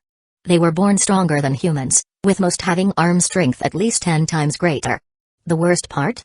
They hated humans. This was serious trouble. Balmir's face darkened. After a moment, she turned to Nojiko. "Nojiko, take Nami and find a place to hide. Don't come out until I say." Nojiko nodded. Then suddenly shook her head and grabbed Balmir's shirt. "What about you? Why aren't you coming with us?" Balmir forced a smile and spoke gently. "I'll join you later. I need to warn the others first." Nojiko didn't believe her. Her gut told her something terrible was going to happen. When she refused to leave, Balmir's patience snapped. "Listen to me. Take Nami and run. Don't let me down." It was the first time Balmir had shouted at her. Nojiko had always been obedient, never making her angry. But now she was clearly desperate. Nojiko wiped her tears, then silently pulled the stunned Nami by the hand and ran home. Behind them, Balmir watched their small backs disappear down the road. A warm smile bloomed on her face as she whispered, "Nojiko, Nami. My dear daughters. You must survive." Chapter 52, Flying God Thunder? "Nojiko, where are you going?" "We're going home." "Home? But didn't Balmir tell us to hide first? Our house is too big a target, isn't it?" Nojiko didn't answer Nami's question. Instead, she fell silent and pulled Nami along, speeding up their pace. Finally, the two returned home. Nojiko rushed into her bedroom and pulled out the Flying Thunder God kunai that Shiga had given her from under her pillow. Nami looked at Nojiko in disbelief. "At a time like this, you're still thinking about the kunai brother Shiga gave you?" Nojiko shook her head, her mind replaying what Shiga had told her when he left. "If anything dangerous happens in the village while I'm gone, hold this and call my name in your heart." She hugged the kunai tightly to her chest. Although she didn't know what good it would do, at this moment, the only one who could bring hope to Nojiko was her brother Shiga. Nami was getting anxious. She stepped forward, grabbed Nojiko's sleeve, and shouted, "Don't waste any more time. Let's find a place to hide first. Don't let Balmir down." Hearing Nami's plea, Nojiko nodded as if waking from a dream. The two turned to leave the house, which could no longer provide them any sense of security. However, just then, several gunshots rang out, freezing the two girls in fear. After a moment, Nami said, trembling. It's gunshots. They're coming from the mayor's house. Belmere is still there. Whack! Nojiko grabbed Nami's hand again and ran frantically towards the mayor's house. At the mayor's house, almost all the villagers had gathered here. At this moment, they were staring in terror at the grinning, devil-like fishmen before them. Arlong held a gun, its muzzle pointed at the villagers. He had his foot on Belmere's head and was laughing maniacally. Around him lay several dead villagers. Ha ha ha, what a weak race. In front of the noble fishman race, you truly are just a bunch of ants. After speaking, he bent down, pressed the gun to Belmere's bloodied head, and said coldly. You damned human woman, how dare you try to escape with these people and resist the noble fishmen? What? You don't welcome the great fishman race? Belmere, with a gun pressed to her head, spat out a large mouthful of blood and coughed violently. She said fearlessly. What noble fishman race? You're just a bunch of damned pirates. The Marines will catch you all eventually and lock you up in Impel Down. At the mention of Impel Down, Arlong's expression turned grim. He had just been released from there. Belmere's words reminded him of terrifying memories from his time in prison. It wasn't just the physical torment of cruel punishments, but the mental toll that truly broke him. Inside, he constantly felt as if he were on the verge of death. No one treated him like a living being. His time in Impel Down had become a lifelong nightmare he couldn't shake off. How dare this woman reopen that wound and mention the Marines, the ones he hated most? Arlong pressed his foot down harder. The pain made Belmere let out a piercing scream. Yet she quickly endured it, biting her lips so tightly that blood seeped out. Arlong's rage surged at her resilience. In his eyes, the more she resisted, the more it felt like humans were mocking the fishman race. Then, a twisted idea struck him. Hadn't this woman just mentioned the Marines? Was that where her hope came from? That was laughable. A wicked smile spread across Arlong's face, making his shark-like features all the more grotesque. He bent even lower. Looking into Belmere's eyes, he said playfully. Human woman, it seems you have a lot of faith in the Marines, don't you? Belmere struggled to open her eyes, squinting at Arlong. Justice will surely come, and that'll be the end of you pirates. Ha ha ha ha ha ha ha. Arlong threw his head back and laughed, even shedding tears. Then he looked up and scanned the villagers. He could see that Belmere's words had rekindled their hope. Hey! With a sneer, Arlong raised his voice and taunted. How ridiculous. Don't you know I'm only here because your Marines allowed it? You wouldn't be unaware of Captain Nezumi, would you? Just a small box of treasure and a few threats. He happily pointed me to a village, and that village happened to be yours. What did you say? Belmere's eyes widened. She couldn't accept the truth. Ha ha ha, how pathetic. The Marines you placed so much faith in are the ones who sold you out. What a disgusting race, humans. Aren't you just a bunch of traitors who stab each other in the back? Two clear streams of tears rolled down her cheeks. The collapse of her beliefs drove Belmere into despair. Her body slackened. She no longer had the will to fight. Seeing her spirit break, Arlong felt immense satisfaction. Tiger-sama, do you see? I've avenged you. I'll make them taste betrayal too. To him, nothing was more pleasurable than psychologically destroying a human. Since Belmere had given up, Arlong decided not to waste any more time. He slowly tightened his finger on the trigger, dragging out the moment to torment her one last time. Belmere sensed the approach of death. She wasn't afraid. All she cared about now was Nojiko and Nami. Closing her eyes, Belmere silently prayed, Nojiko, Nami. This might be it for me. I'm sorry I won't get to see you grow up.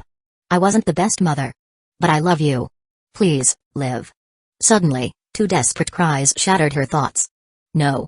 Let Belmere go. Those voices. Nojiko and Nami? Belmere's heart dropped. She hoped she was already dead and that these voices were only hallucinations. But reality was cruel. Oh? Aren't these the two brats from earlier? I almost forgot about them. And now they've delivered themselves right to me. Arlong stopped, twirling the pistol in his hand, looking at Nojiko and Nami with twisted amusement. Before he could speak, Belmere erupted with strength, breaking free from under his foot and rushing to her daughters. Whack! Whack! Two sharp slaps landed on Nami and Nojiko's cheeks, leaving bright red marks. Her face bloodied and streaked with tears, Belmere roared.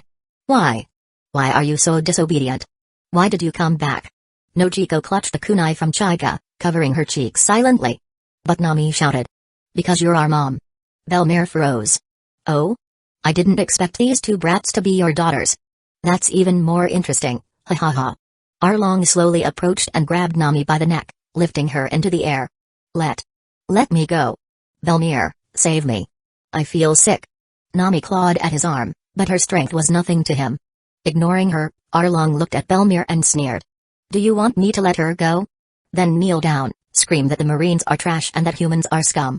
Then kill yourself right in front of me. One life for these two brats and the rest of the villagers. Quite a bargain, right? No. Belmere, don't. Nami stopped struggling and begged her not to agree.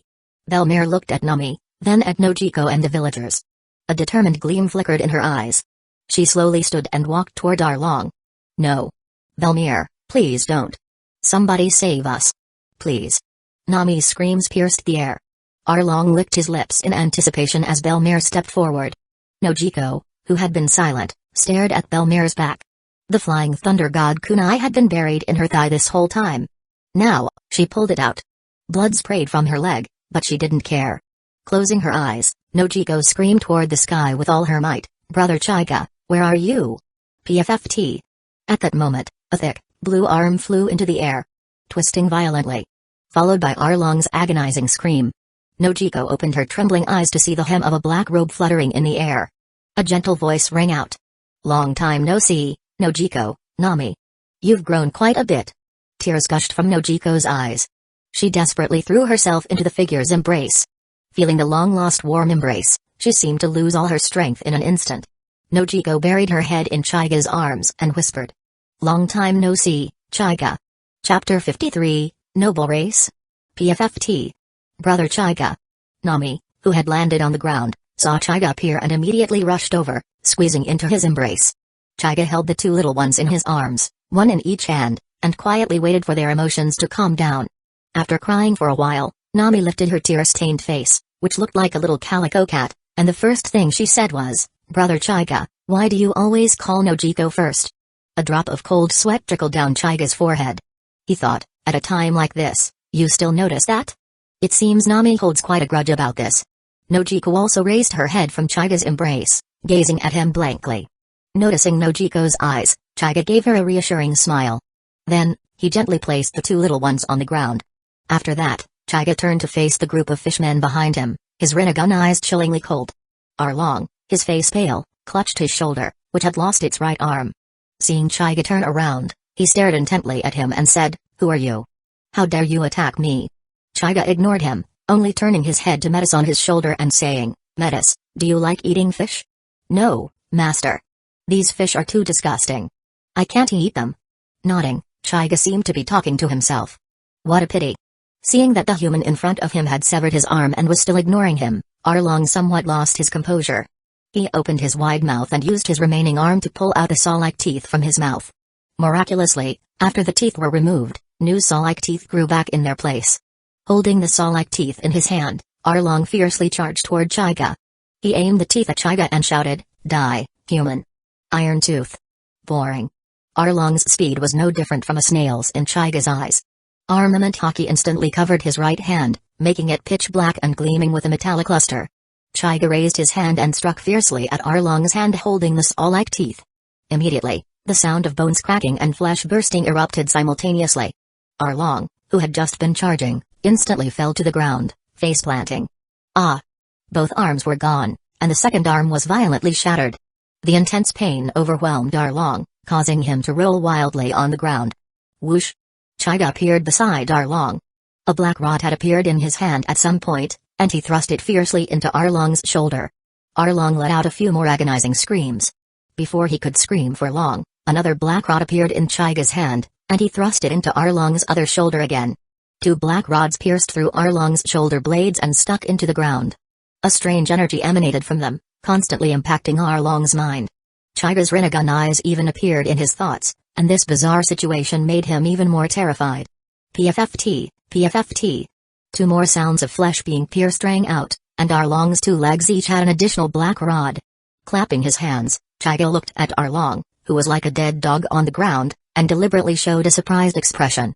He walked up to Arlong, squatted down, grabbed Arlong's head, and lifted it, making Arlong's unfocused eyes meet his Rinnegan. A devil-like whisper came from Chaiga's mouth, What's wrong? Is this all the noble fishman tribe is capable of? Did you pass out? With that, a purple glow flashed in Chaiga's Rinnegan. Arlong immediately widened his eyes, as if he had seen something terrifying. After he regained consciousness and saw Chaiga's Rinnegan, he screamed even more in horror. Chaiga annoyedly covered his ears, then punched Arlong in the mouth. The punch was extremely powerful. After Chaiga retracted his fist, a handful of white debris spewed out of Arlong's mouth. Those were his teeth, shattered into powder. However, Arlong's racial talent was truly impressive. Even though his teeth were pulverized, new ones appeared in his mouth in no time. Chaiga raised an eyebrow, feeling that these teeth were really trying to defy him.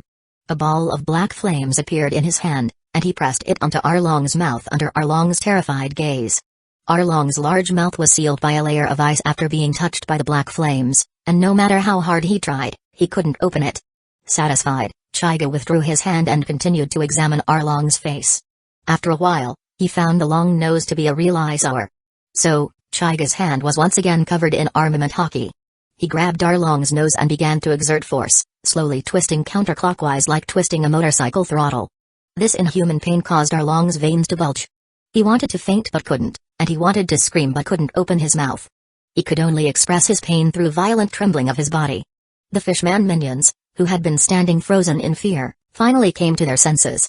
It must be said that they were somewhat loyal. A few bravely picked up weapons and approached Chaiga step by step. Chaiga had his back to them, still focused on twisting the throttle. Nami and Nojiko, who were watching from the side, became anxious. They thought Chaiga hadn't noticed the danger and quickly shouted to warn him, "Brother Chaiga! Behind you! Danger!" Hearing their warning, Chaiga didn't want to disappoint their concern. He slowly turned his head and indifferently glanced at the approaching fishmen. Swept by Chaiga's eyes, the fishmen holding weapons immediately froze in place as if a pause button had been pressed.